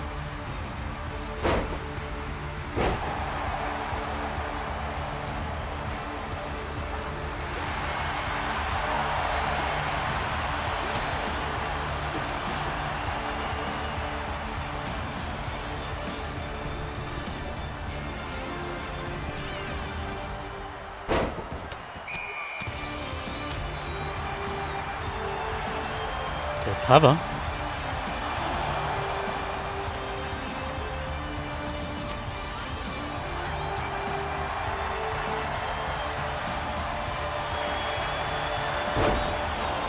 I can't get a single running attack in.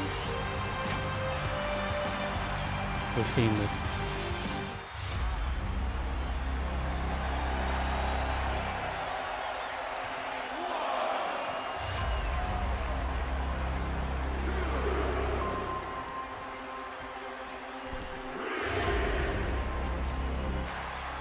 We've seen this.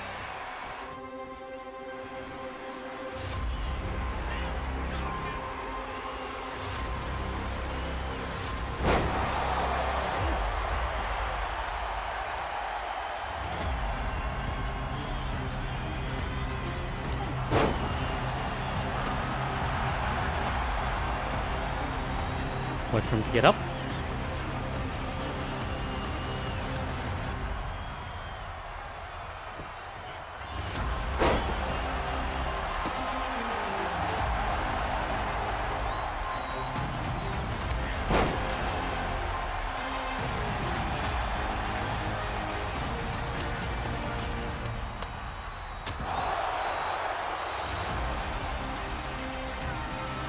So spin him around, grab him, and then hit the German. Then we've got to damage him. He's going to counter.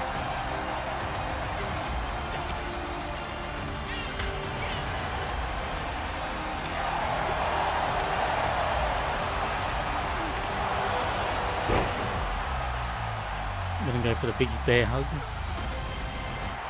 We've seen this cutscene.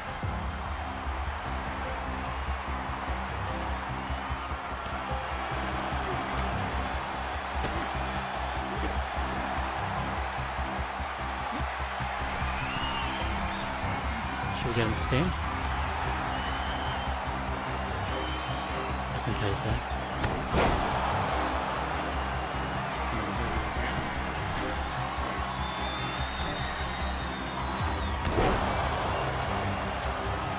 And then I'll get him to stand.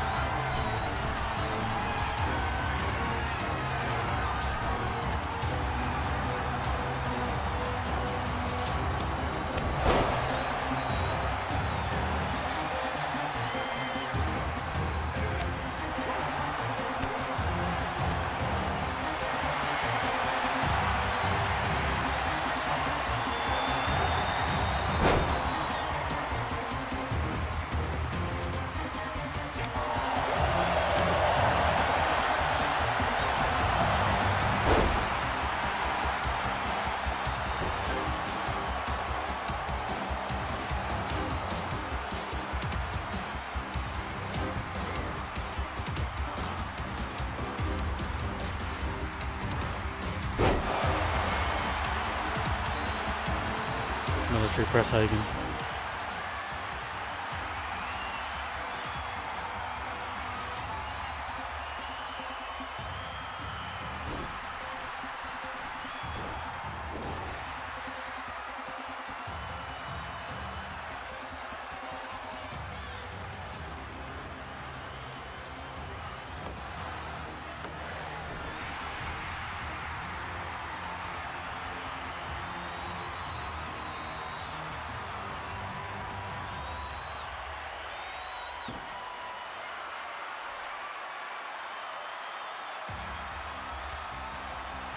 Hulking up.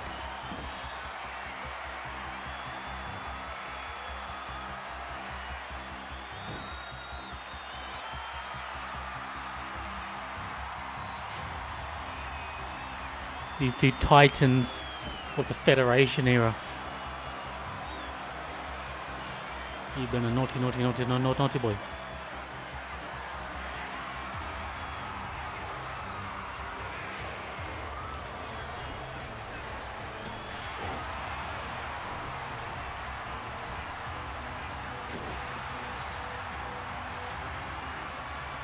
Splashing.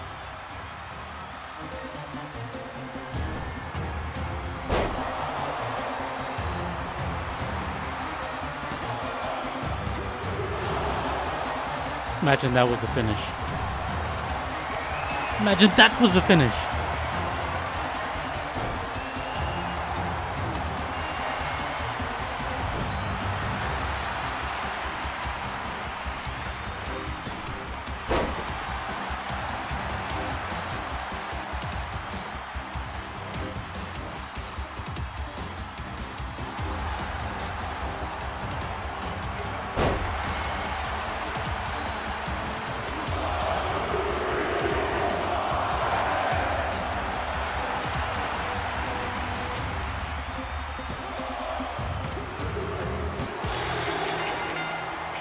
Imagine how you get kicked out of it. That just eliminates any type of immersion in the showcase mode. You hit the finisher, kicks out. The WWE Champion, the Ultimate Warrior. Warrior wins.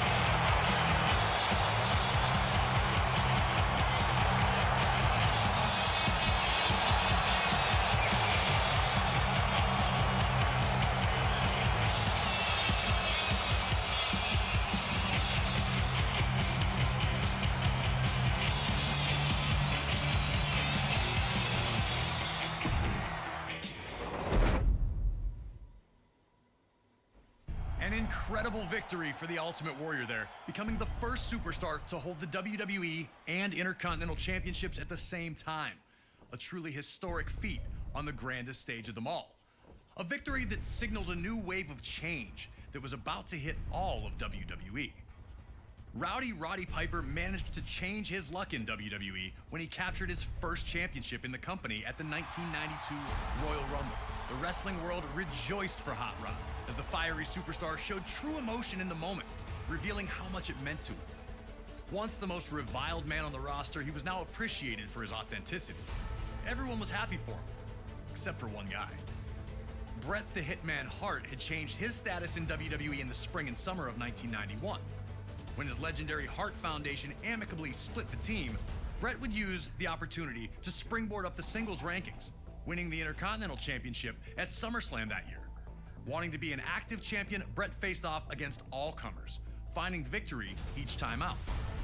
Until a few nights prior to the 1992 Royal Rumble, when Hart lost the Intercontinental Championship. And before he could get a rematch, Piper had swooped in and won the thing. The last thing the Hitman wanted to do was ruin Roddy Piper's moment. The two were close. Piper had trained in the family dungeon and spoke glowingly of not only Bret, but his entire family.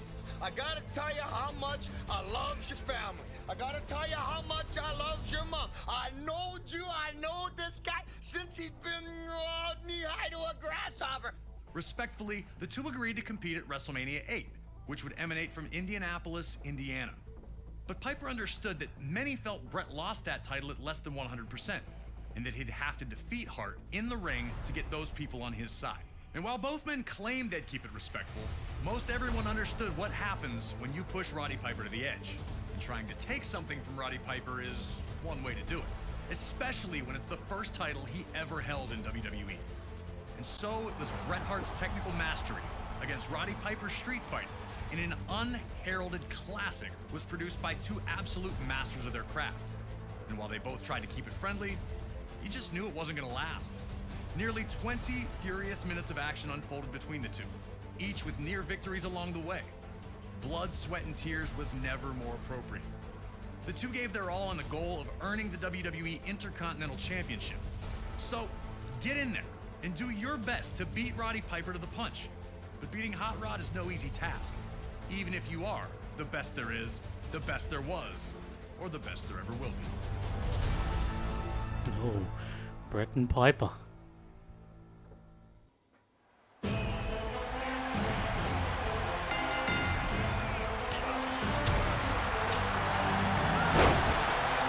The Hitman and the Hot Rod.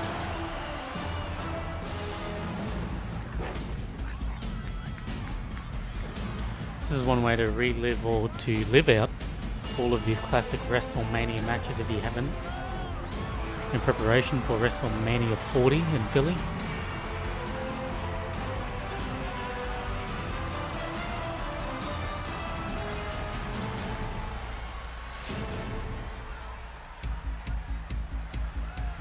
The back row of the crowd is clipping into the wall.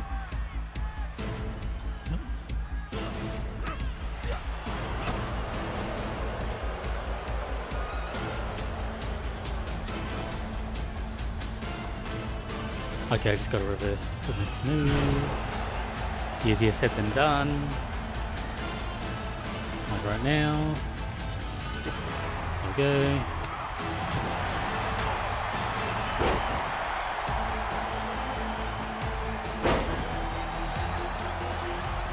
I have the feeling that I need to work on the legs. Wasn't quite the legs.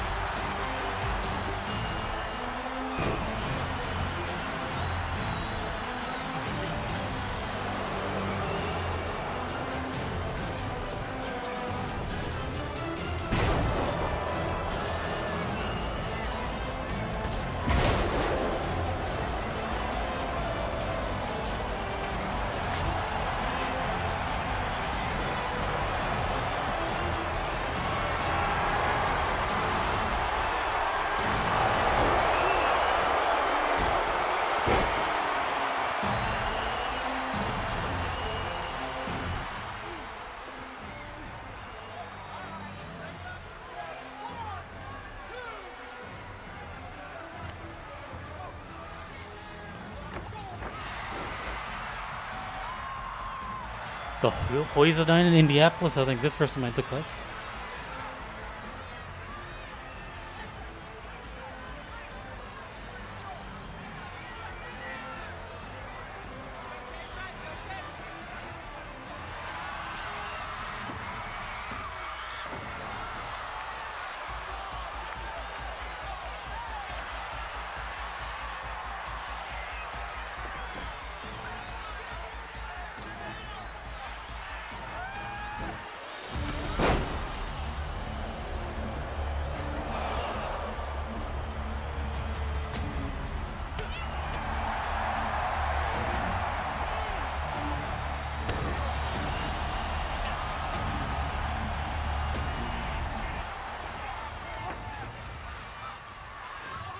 Oh. Oh my goodness. Just decapitating Roddy Piper.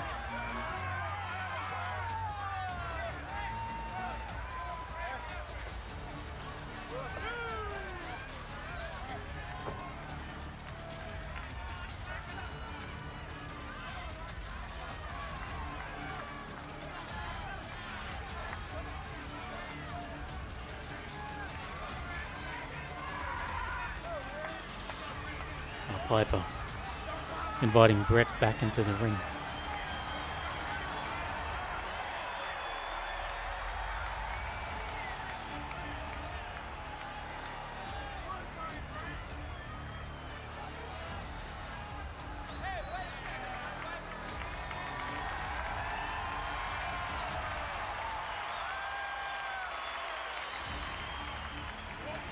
Oh.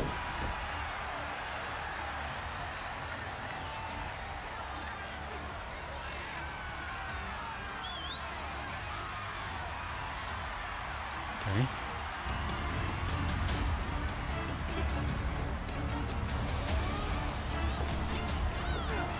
Those instant recoveries, they're very hit and miss. Like, one could say I wasted it just then. And I missed that one.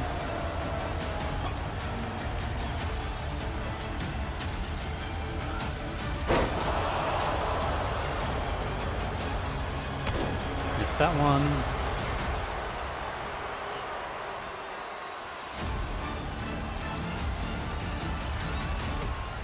Got that one.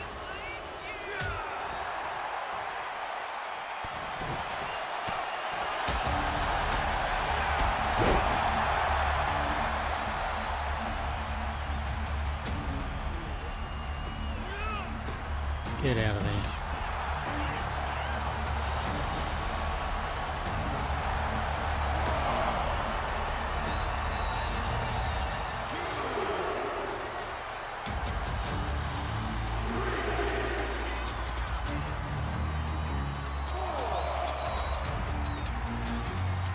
Don't know how to seat him up there, but I've got an idea, well, a hunch. I'll just send him there. Push up. I think that's going to do it because he just immediately reversed it. Running Bulldog.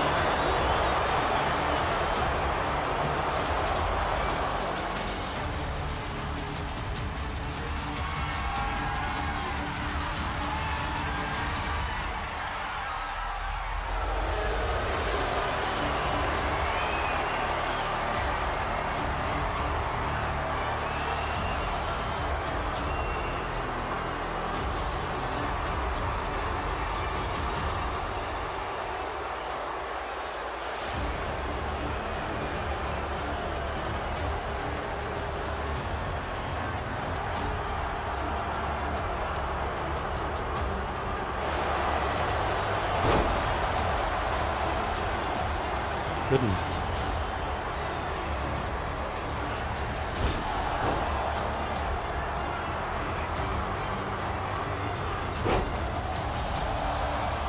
And I missed it.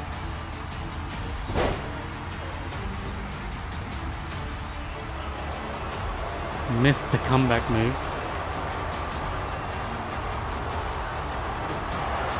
Got to get him on top of the turnbuckle.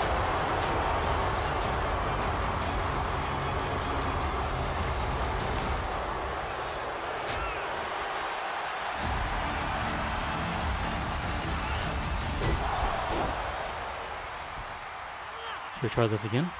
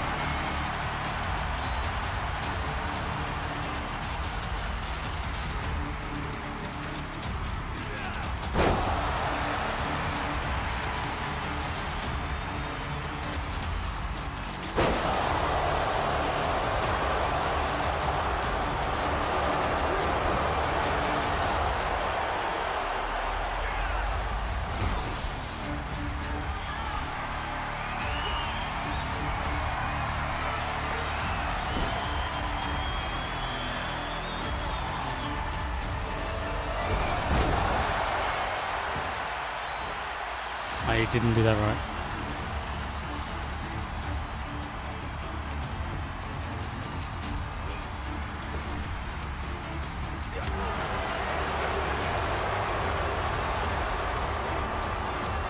Yeah, we'll go ahead then.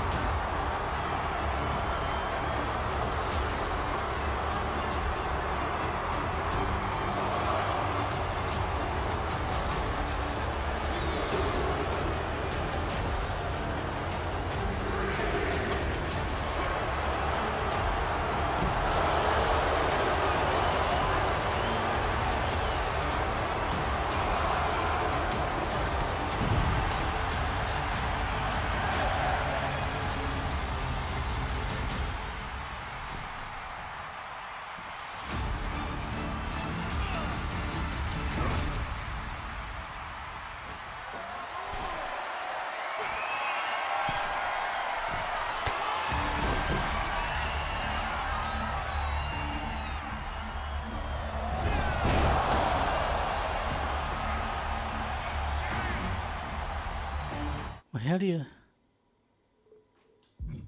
I don't think that's it.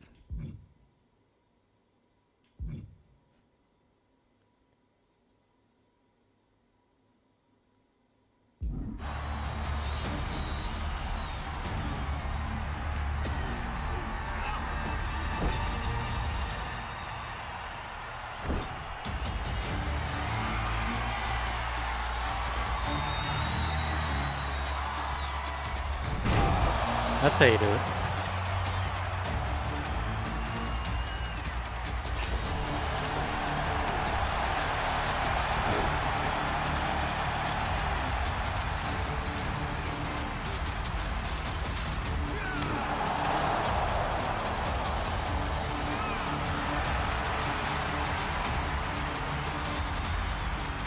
Sharpshooter.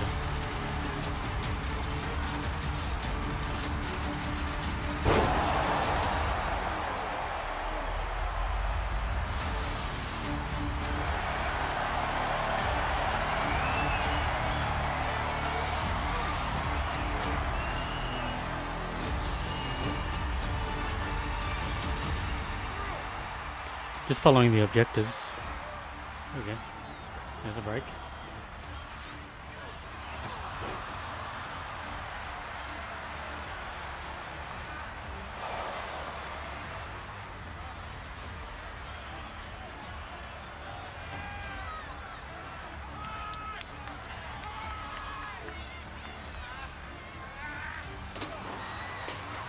You know, it'd be good if this mode had checkpoints.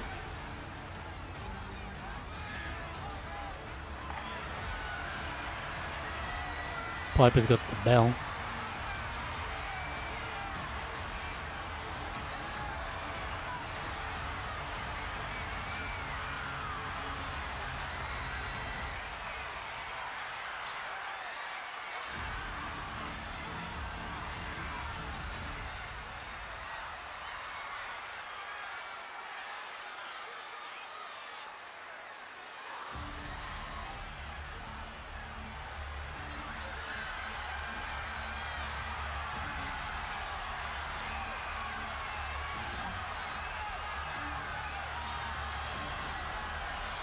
He's conflicted, doesn't know if we want to hit him or not.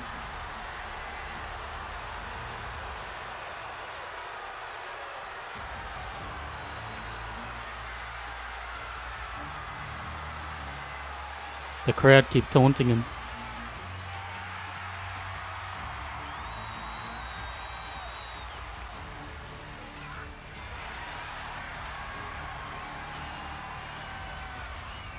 Oh, this is the end.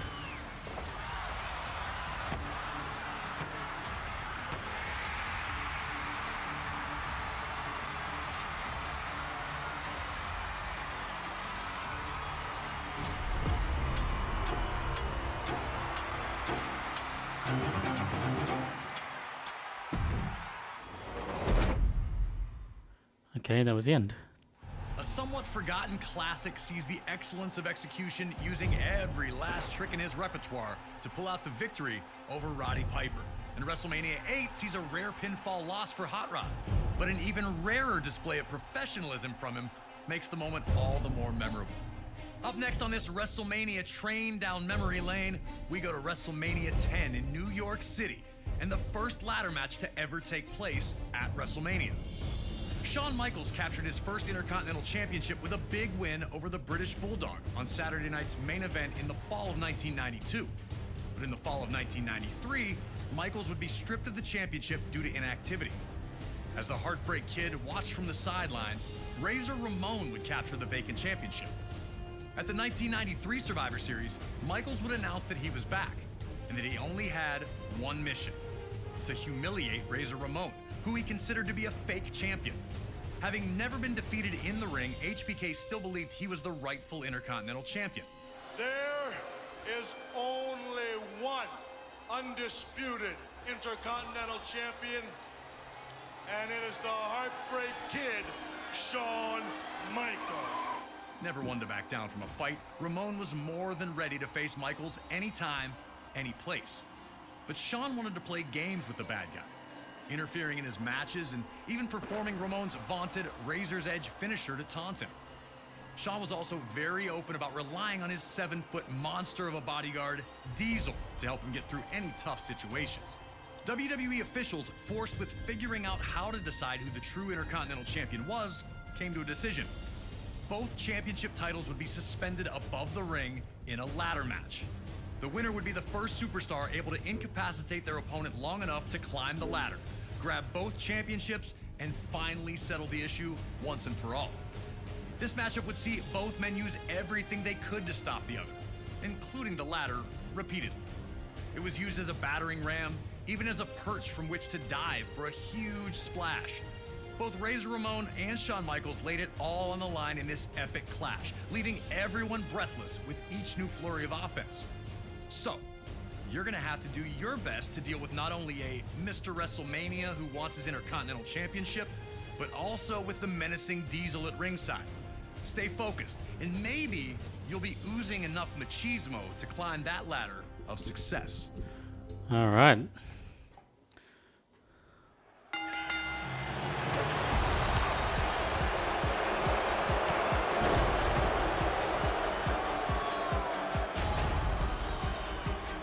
Don't let him hit me.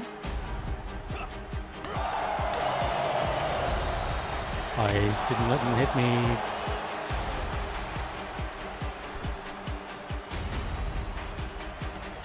What? Oh, signature. Need to build up a signature.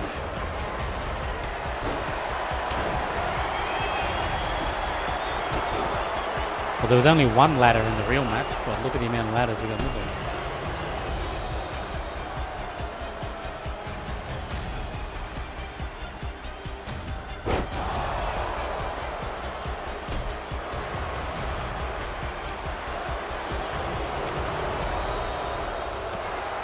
Oh.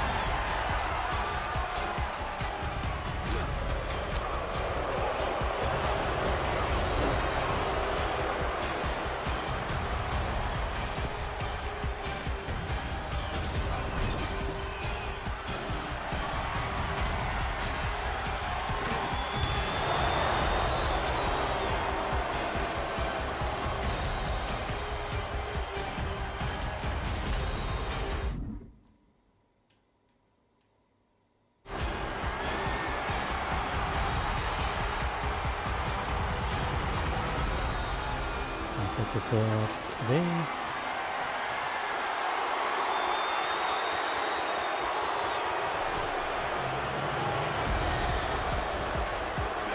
And Diesel did that.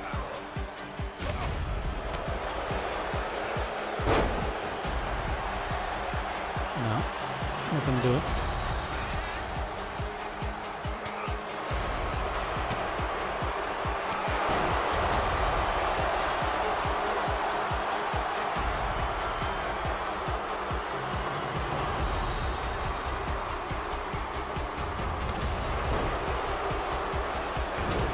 Lovely.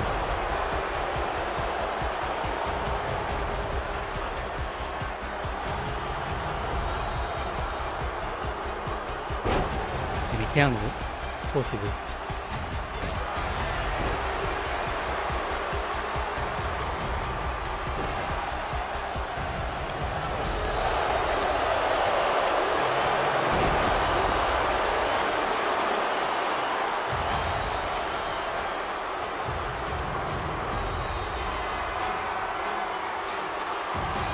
Just raise his edge and just because.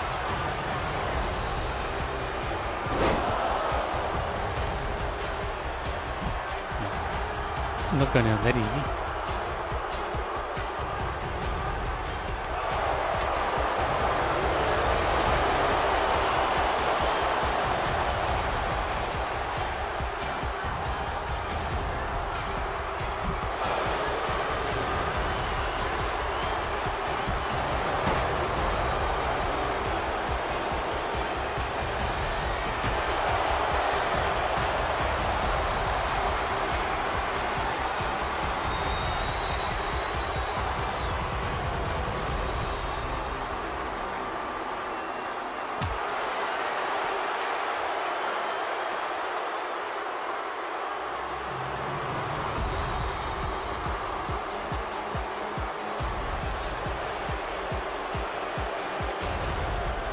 Come on, Sean.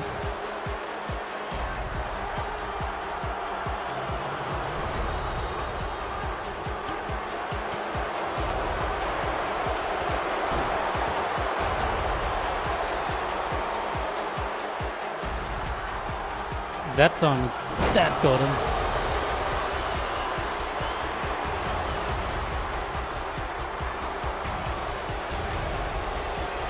Go, Chico.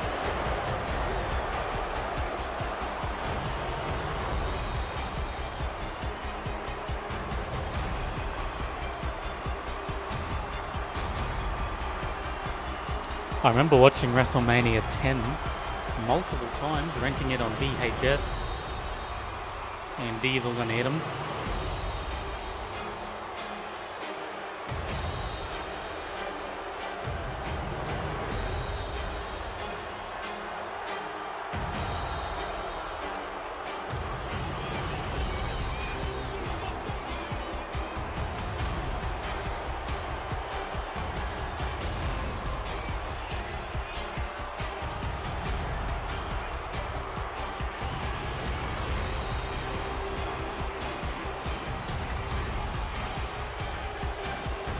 Diesel's being thrown out of the garden. Unbelievable.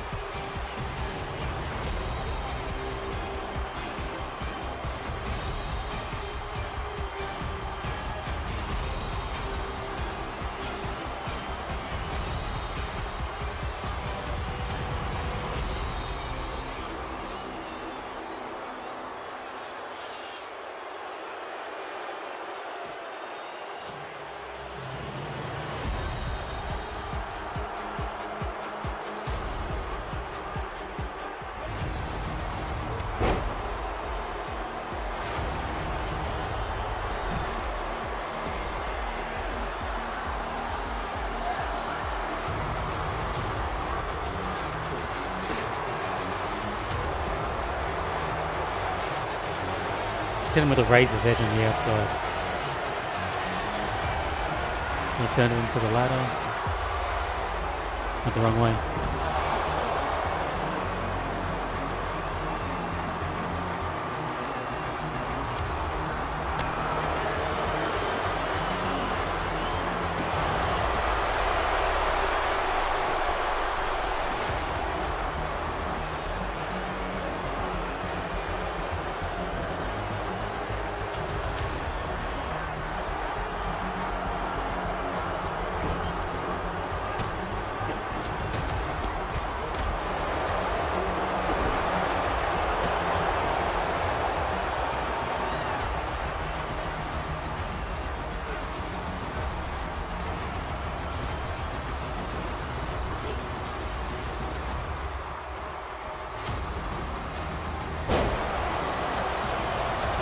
Alright, we'll send him out here.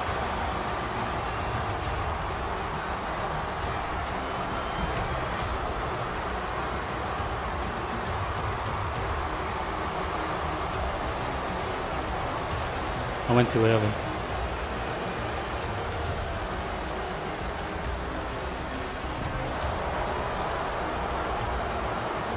Sean's got a finisher too.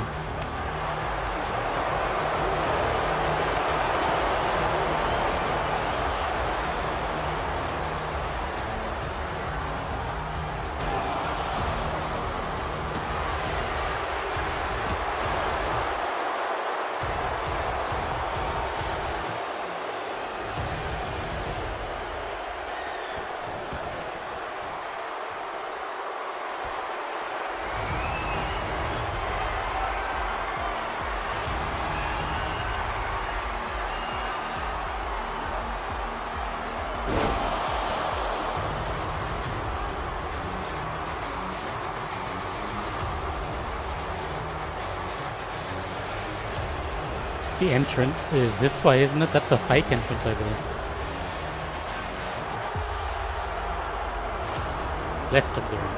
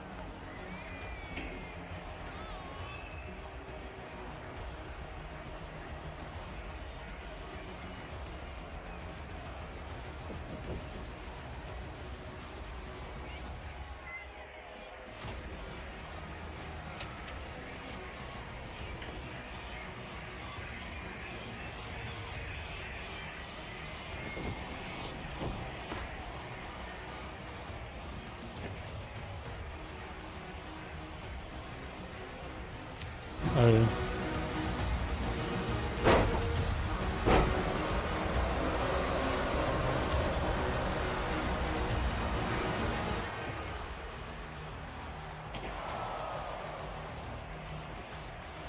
Here it comes. One of the most famous moments in WrestleMania history.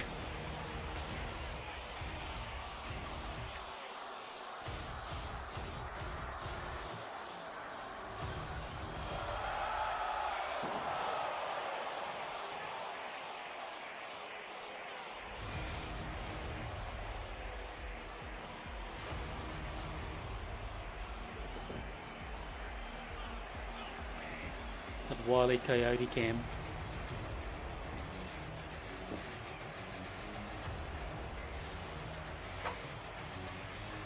Now what?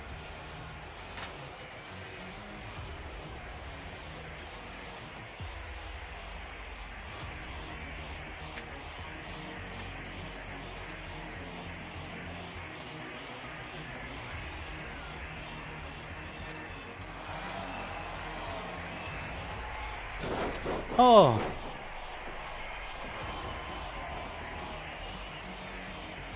Alright, we gotta get up.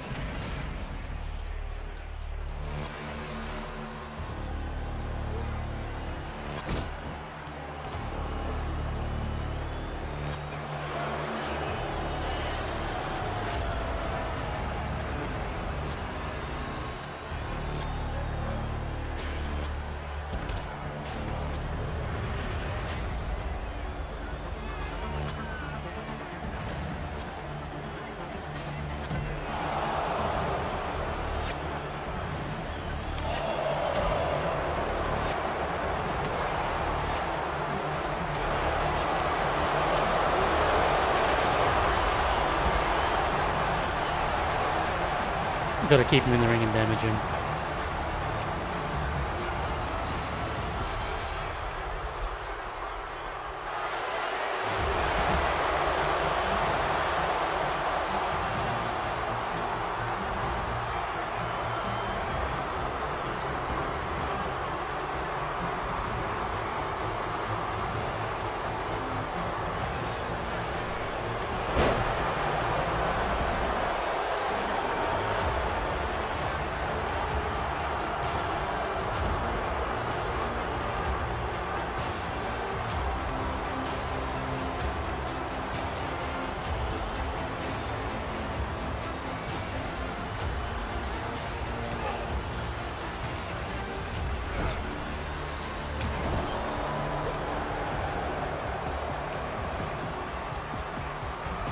Okay, we'll go out there, that's okay.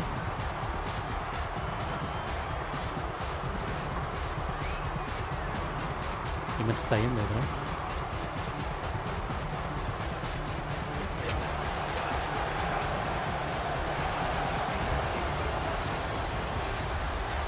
Every attack, you always get knocked to the ground, it's so frustrating.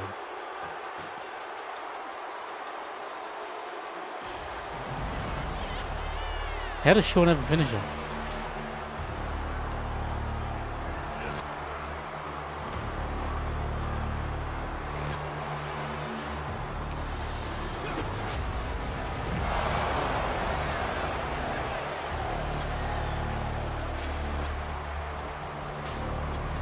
Wait a minute. Oh.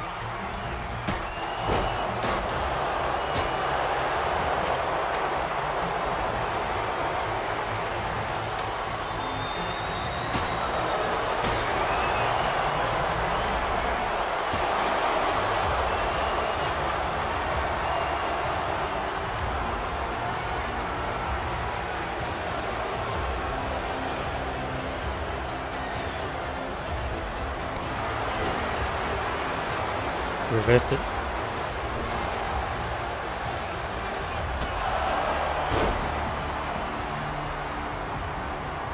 Get up.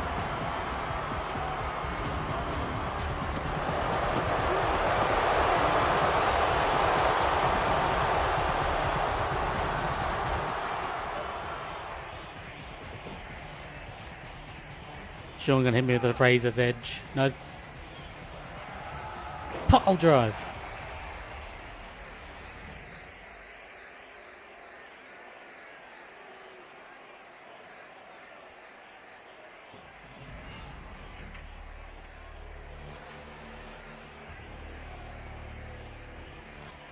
Now what?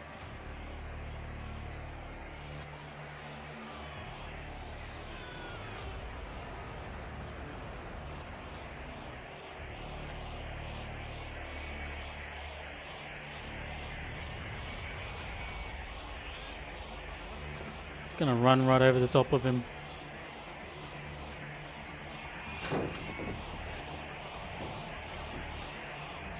Alright, here we go.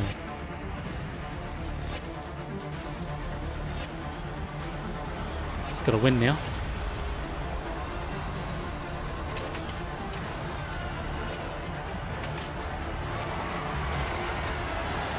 Oh, he's got the big boy.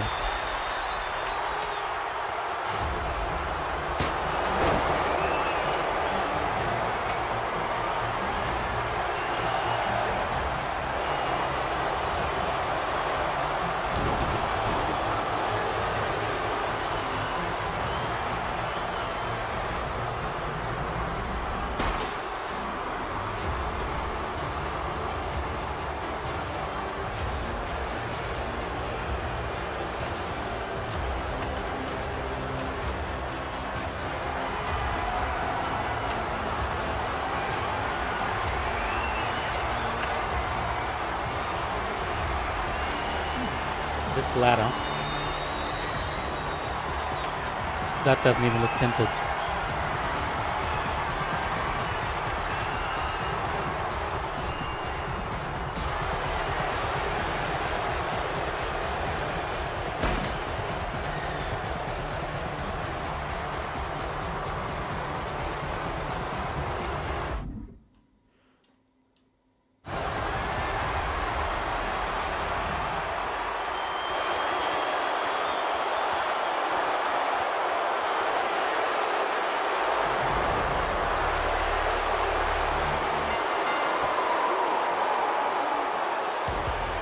My goodness, what a match.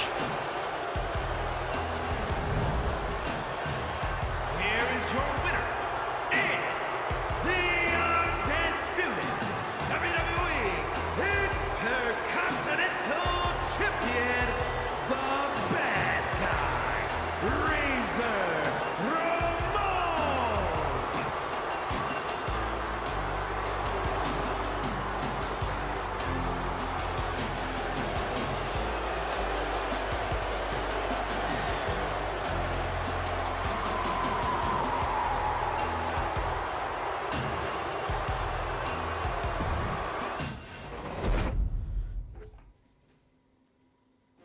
One of WrestleMania's greatest collisions comes to its scintillating conclusion with Razor Ramon just managing to outlast Shawn Michaels, claiming possession of the Intercontinental Championship at WrestleMania 10. The latter match would open the door for future classics, like the TLC and Money in the Bank matches as well, forever sealing its place in WrestleMania lore. Our next match is another legendary moment that will live forever, as we head to WrestleMania 13. Rosemont, Illinois would play host to the most important night on the sports entertainment calendar. And on this night, a match that is the literal definition of an all-time classic unfolded. Bret Hart had been the face of WWE's new generation for years, proudly defending the WWE Championship against all comers and defending WWE's honor against its most heinous villains. After losing the WWE Championship to Shawn Michaels in WrestleMania 12's Iron Man match, the Hitman took some time off to consider his future options. When he returned, roughly 6 months later, there were drastic changes to the landscape of WWE's universe. Top among those was the rise of Stone Cold Steve Austin. The man who started the year off as Ted DiBiase's ringmaster would find freedom in his true identity. dropping his manager and finding superstardom in the wake of his 1996 King of the Ring tournament victory. Austin 316 says I just whipped your ass. WWE was trying to find its attitude, but the seeds of change were being planted in the fans who had rallied around Austin. His no-nonsense attitude had made him the ultimate anti-hero. This acceptance of someone who flaunted his breaking of the rules didn't sit right with the Hitman. When Bret made his return, he immediately challenged Austin, who was more than ready to answer the call. The two battled at 1996's Survivor Series, where Hart won in a masterful performance of a feverish back-and-forth battle. The loss only made Austin angrier, creating a single focus for him: to ruin Bret Hart's career. He'd eliminate Hart from the 1997 Royal Rumble match after officials missed Hart first eliminate Austin.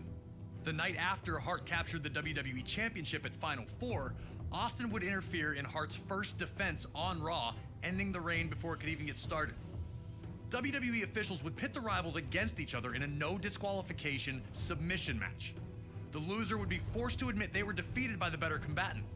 To make sure that order would be maintained, a special referee was assigned: the world's most dangerous man and former MMA champion, Ken Shamrock. And while Hart had the edge in submission wrestling, Austin was no slouch in that department. And he also had one other thing going for him: his promise to the world that he would never in a million years give up. Once the match started, these two unleashed months of hatred on one another. We were lucky enough to talk to the Rattlesnake himself, Stone Cold Steve Austin, to get his thoughts on this classic encounter. A lot of people think that the WrestleMania 13 match between myself and Bret the Hitman Hart is one of the best of all time. Certainly one of the best in all of WrestleMania. To me, it's a very special match because everything happened so magically, and specifically WrestleMania 13 cemented the legacy of who and what Stone Cold Steve Austin was.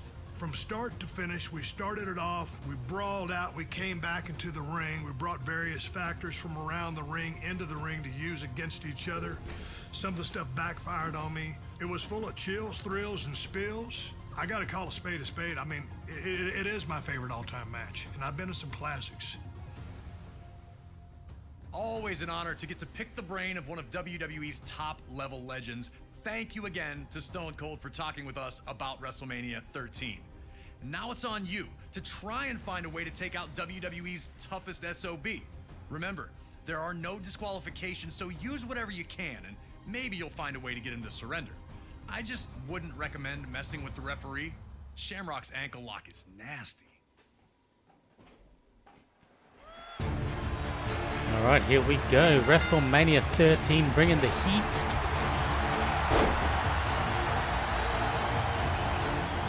All right, we're going out.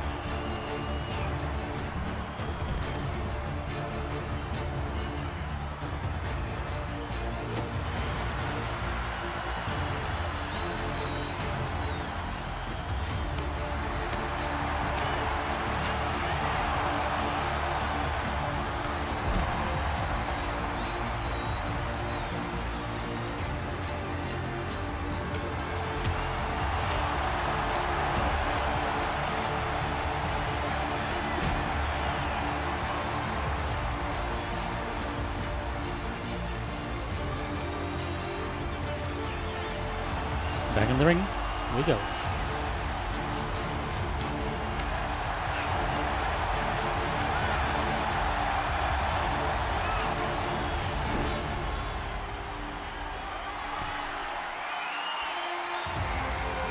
Wrong way.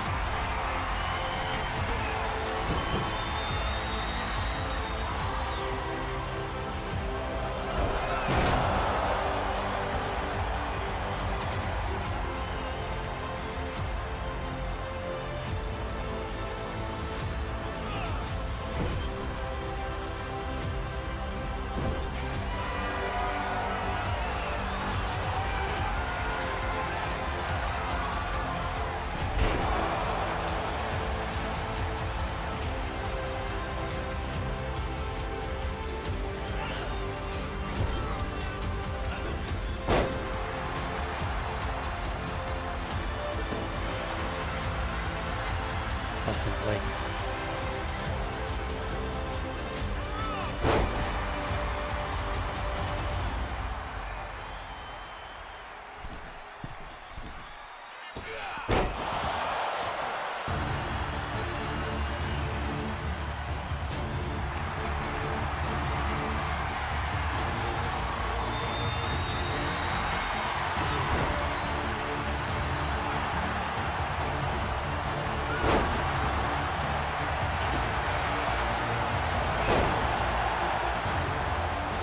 Okay, gotta do Austin's legs somehow.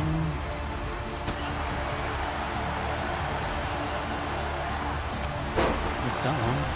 Get out of there.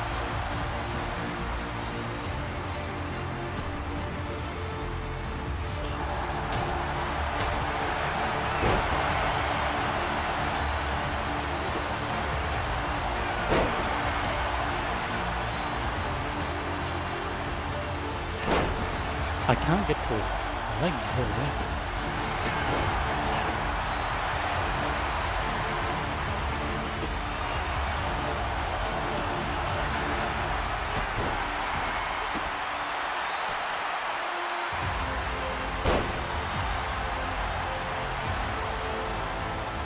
I did forget you can grab on the ground. There we go.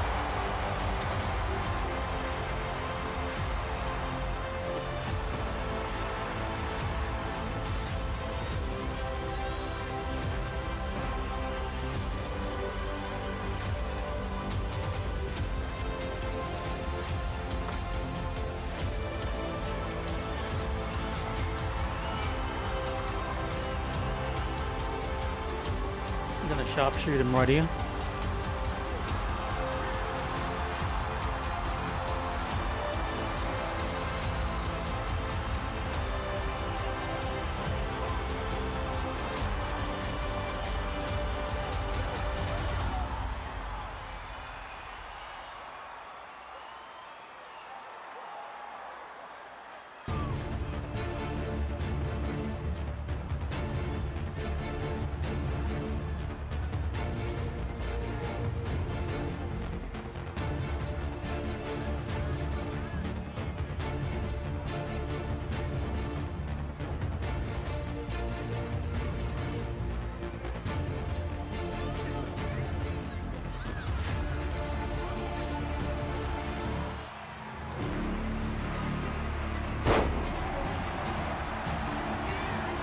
Let's let him do this.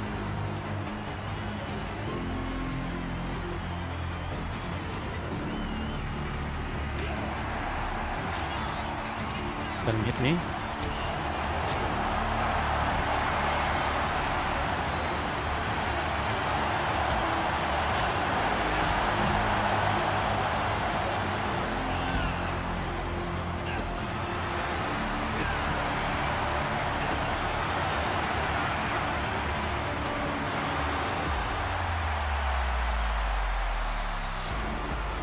Go back outside.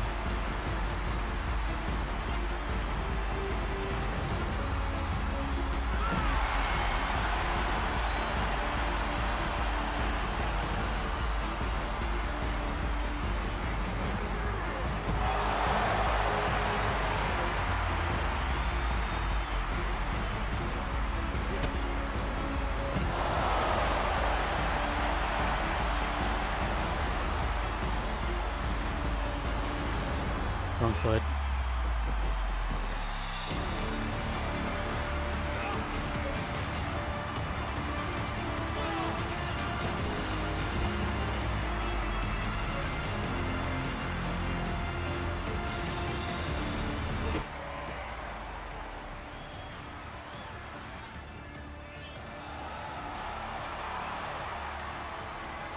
Igor Zavidovic just got floored.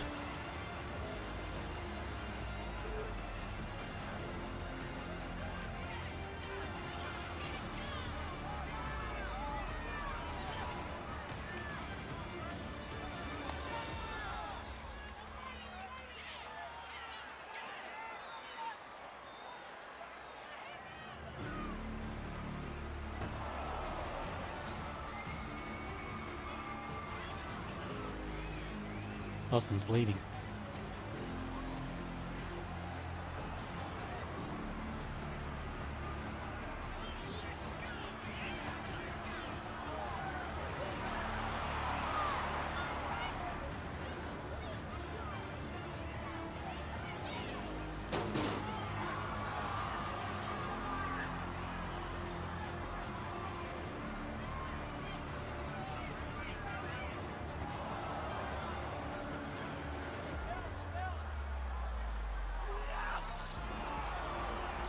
Brett just torturing Austin here.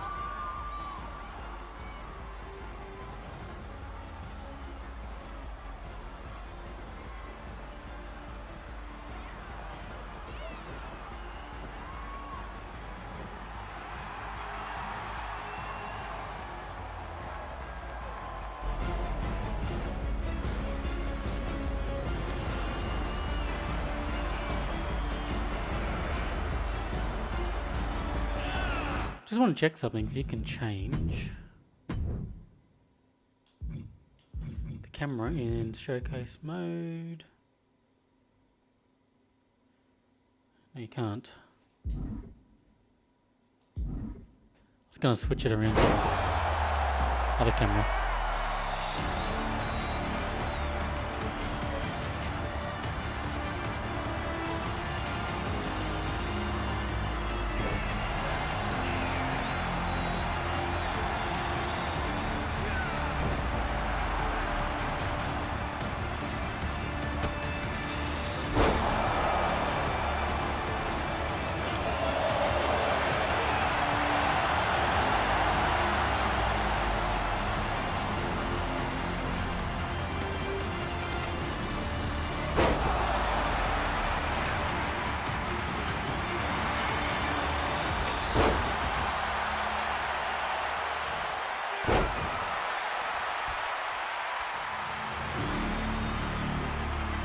Okay, we're getting the chair now.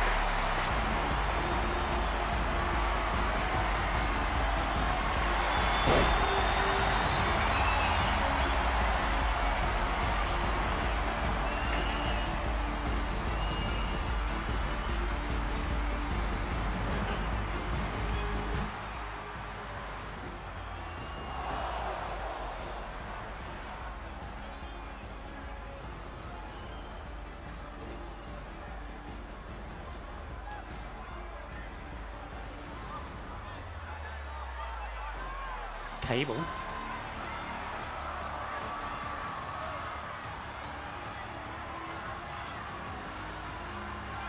Some sort of power cord. Hanging Brett up.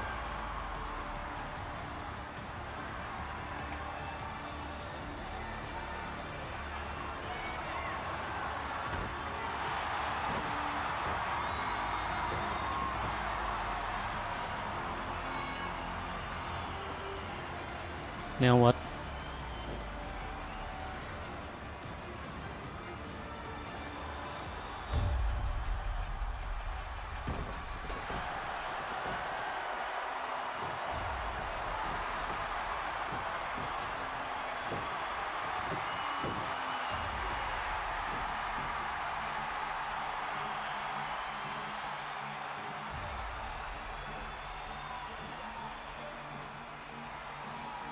Austin.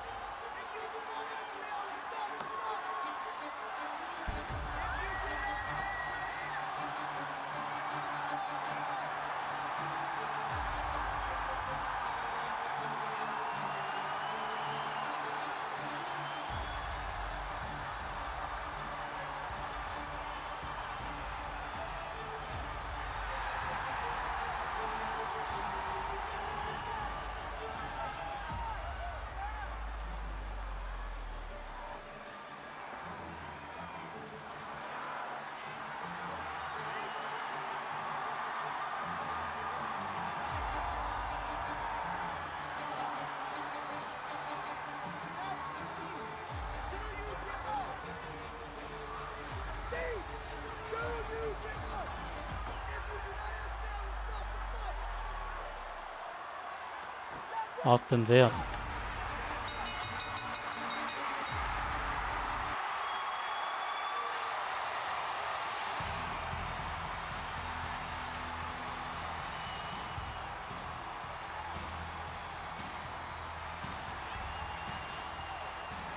As a result of Stone Cold Steve Austin losing consciousness, the winner of this bout, Bret Hitman Hart!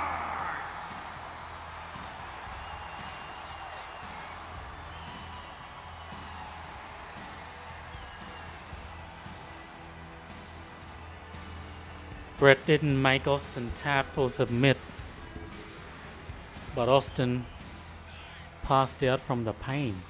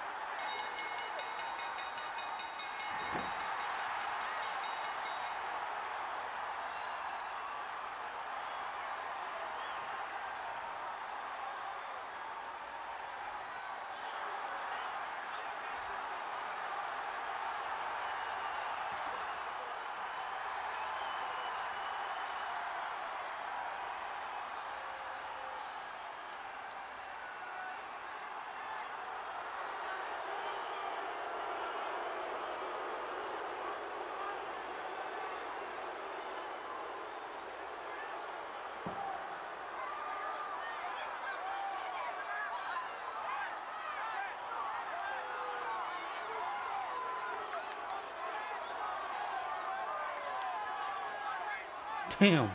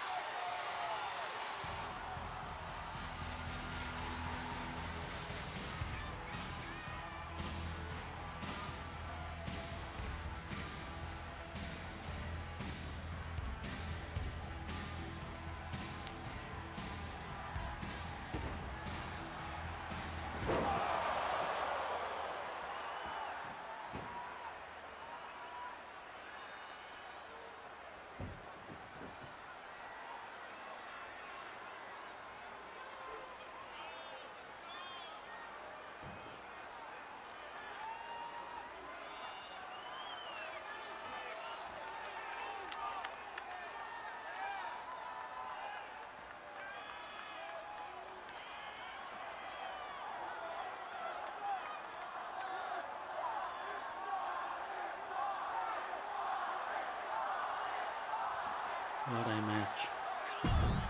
What a match. Despite being victorious, Bret Hart's post-match attack on Steve Austin only served to galvanize the fans into fully supporting Stone Cold. And Austin, even in defeat, would only increase his reputation by living up to his word, refusing to surrender in the match. Steve Austin, fighting the sharpshooter with everything he has, remains an enduring WrestleMania moment in a career filled with them. 4 years later, Austin found himself in a very different position in WWE. Taken out in a heinous attack at the 1999 Survivor Series, Austin would be out for nearly a year before returning at No Mercy in 2000. Austin would first look to exact revenge on those who took him out, Rikishi and Triple H, before setting his sights on regaining the WWE Championship. Stone Cold Looks like we've then had a head to bit the of a time jump 2001 here. Royal Rumble, entering at number 27. Before he could enter the ring, he'd again be attacked by Triple H, looking to avenge Austin's interference earlier in the night. Austin was in bad shape, but somehow managed to emerge victorious, securing his opportunity to compete for the WWE Championship at WrestleMania 17. Defending against Austin would be The Rock, Austin's main rival for years. The two legends personify the Attitude Era and had previously met for the WWE Championship in the main event of WrestleMania 15. That night, Stone Cold managed to defeat the corporate champ to regain the championship. On that same night that Rock captured the WWE Championship at No Way Out 2001, Austin would face Triple H in a 3 stages of hell match. Each fall would be held under different rules. A standard match, a street fight, and then a steel cage if necessary. While Austin took the early lead in winning the first fall, he'd lose the next 2 in a heartbreaker to Triple H. The loss shook Austin, who felt the wave of momentum he was riding should have been unstoppable. Heading into WrestleMania, Austin would speak openly about how he didn't just want the win, but that he needed it. I need to beat you, Rock. I need it more than anything that you can ever imagine. When you headline an event, you know, you've got to be on top of your game, be in the best of your game to put on a show and to warrant that main event status. Austin was going to do everything he could to guarantee the nearly 68,000 attending in his home state of Texas would not be disappointed. The People's Champ had other ideas. He had worked hard while Austin was out to establish himself as the man in WWE. And the opportunity to prove his status with this WrestleMania rematch had the Brahma Bull almost bursting at the seams. If anything was for sure, it was that The Rock would do one thing, and one thing only. Just bring it! He'd been through the battles, he'd come into his own, nothing was handed to him, he earned it all, and he turned himself into the most electrifying man in sports entertainment. At no point in time in wrestling history were 2 stars, 2 wrestlers as hot as both I was and The Rock was. It's hard to explain why we're such good opponents. We just were. So now it's time for you to head into one of the biggest WrestleManias of all time, WrestleMania 17 in 2001. A night that serves as the pinnacle of the Attitude Era's excellence. Anybody who knows this With its event 2 knows biggest that names this doing battle event's once theme again. song, Are you ready to open oh up a my can on goodness, The Rock? and that Will you find promo, out that going one-on-one with the Great One isn't the electrifying opportunity it appears to be. that promo.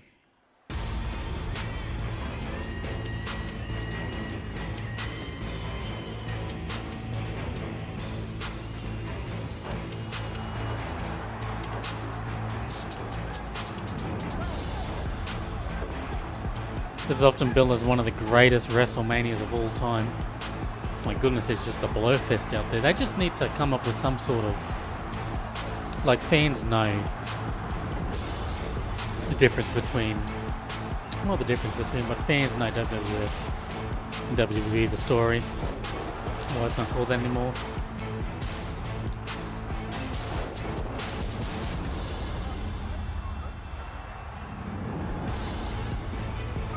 Who am I being? Austin.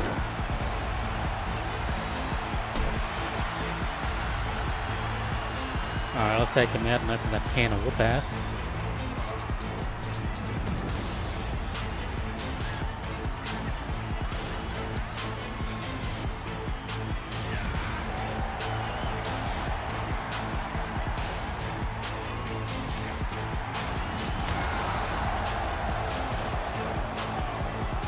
Rock wants us to go back in the ring. He's going to grab a weapon already.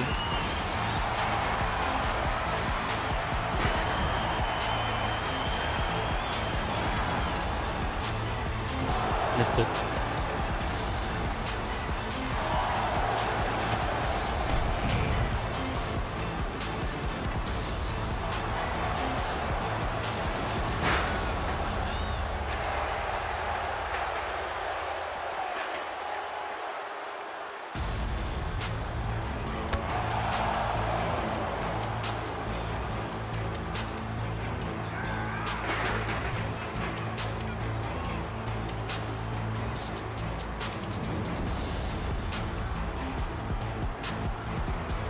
He is not letting me up. At all.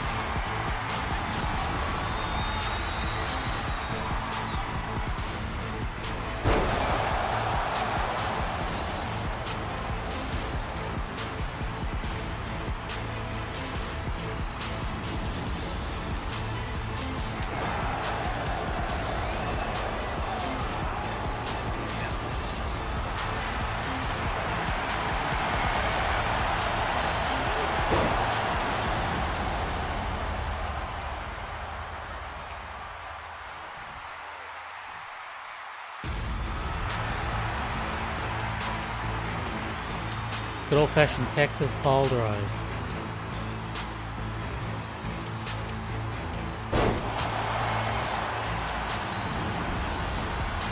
Oh, we went to do it in front of the net, so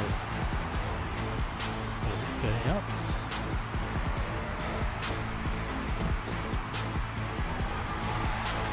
we'll go from the top. Rock's going to roll it away.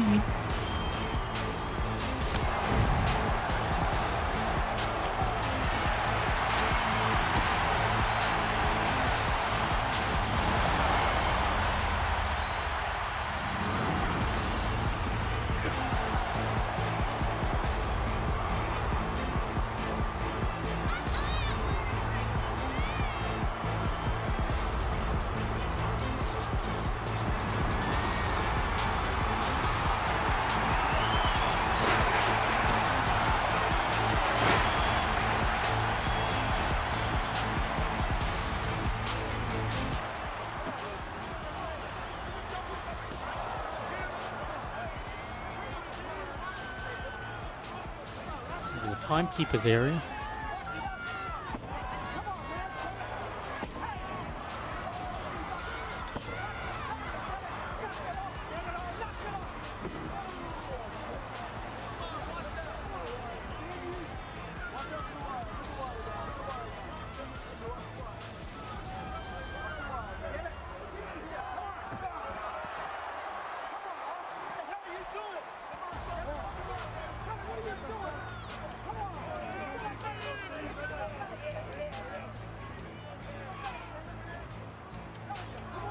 There's Rock's mum in the front row there on the left.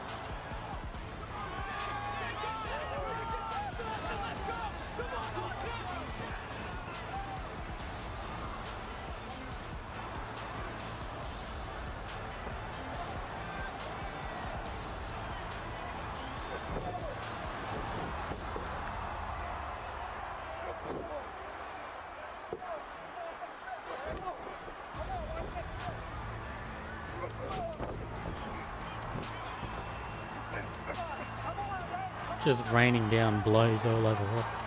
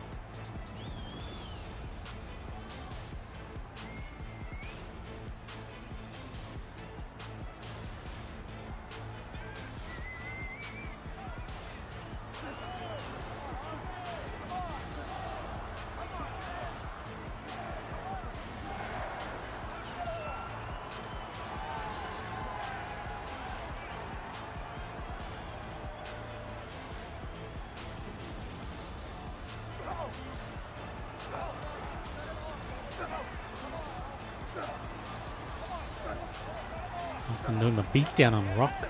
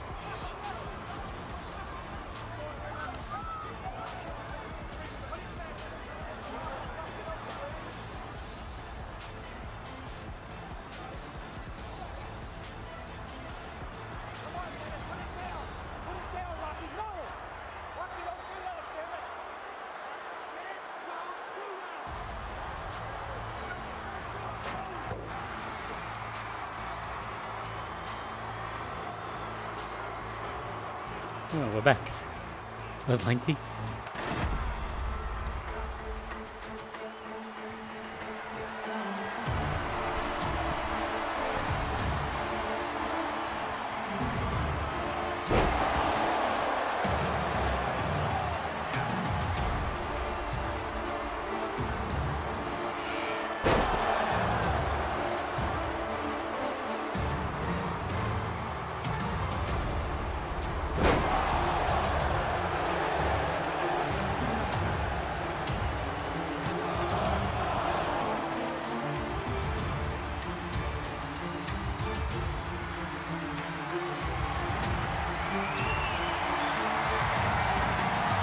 Go back outside.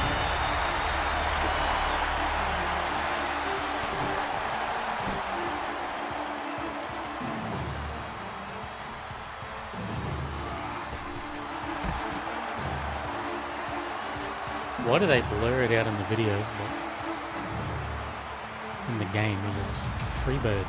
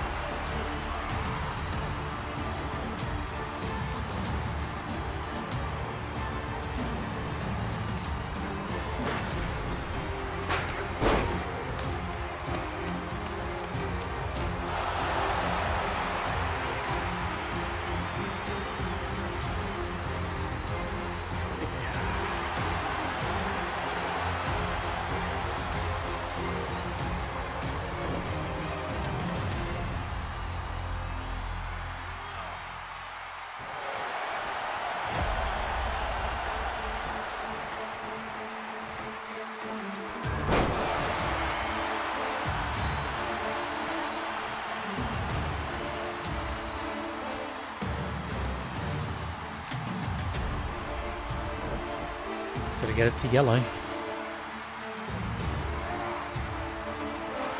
Yep.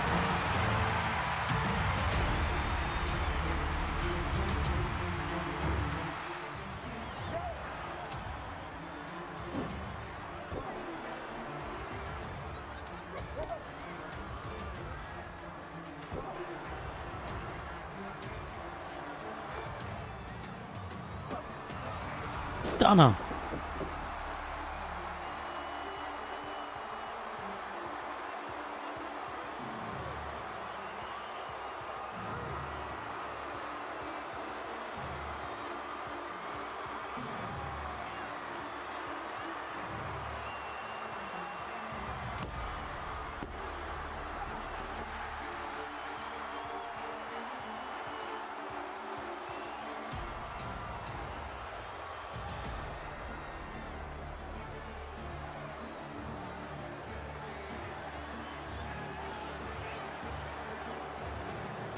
Oh my goodness. The Redacted is making his way to the ring.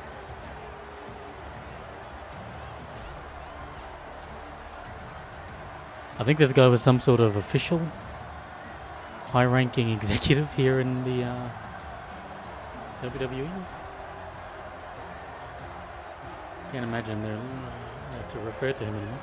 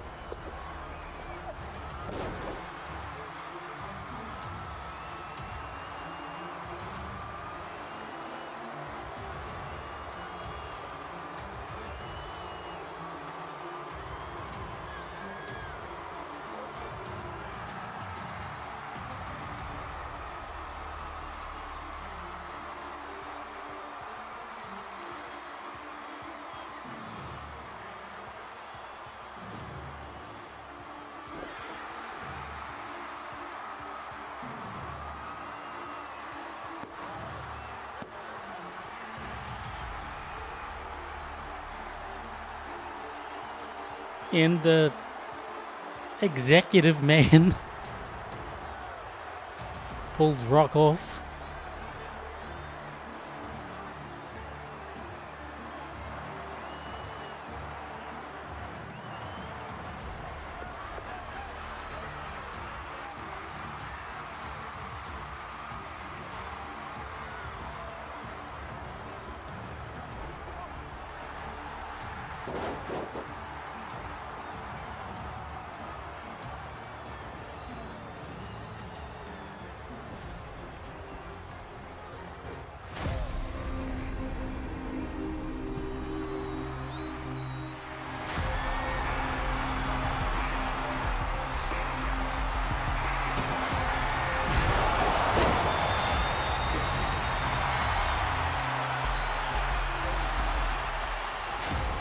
Chair was here somewhere.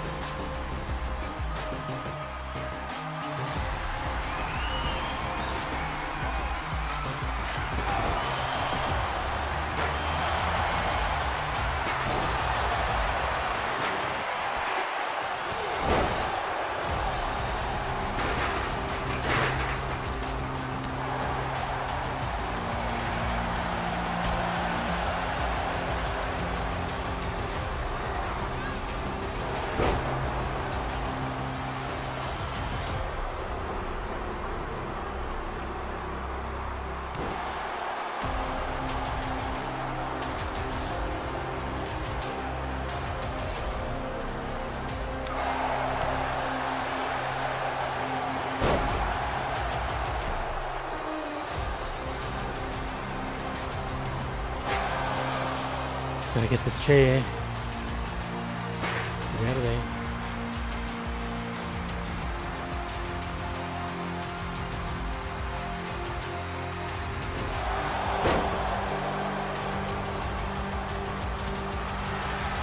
And he blocks, of course he blocks.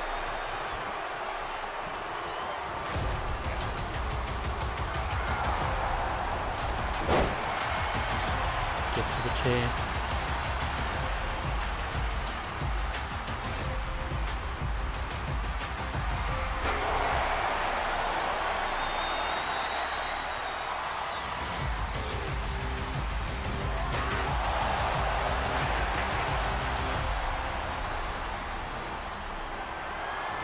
Oh, what? Oh, I was not even looking.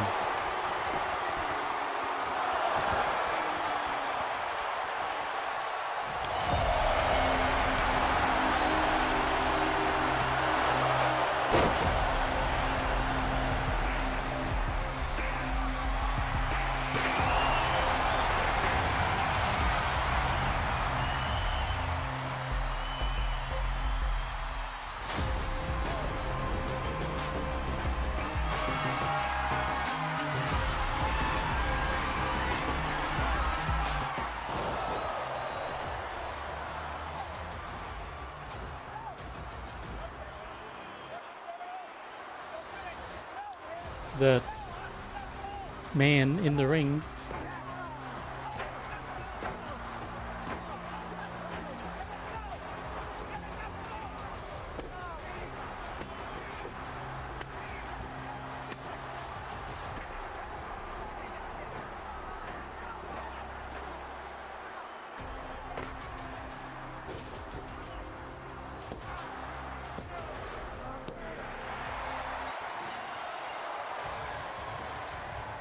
Here is your winner, and the new WWE Champion, Stone Cold Steve Austin!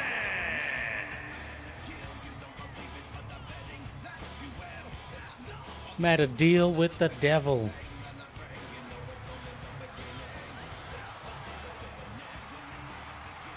My goodness. Alright guys, what we're going to do, we're going back to the menu. Let's have a look where we've played. Up to 2001. All going good so far. But the showcase of the Immortals for WWE 2K24 will continue next. Don't forget to watch the next video. But if you liked how this one played out, please leave a thumbs up. Hit the subscribe button, hit the bell, and stay up to date with Port Royal Gaming. Scan the QR code on your screen as well to follow us on our socials. Stay tuned for part 2 of the showcase mode here for WWE 2K24. See you back here soon.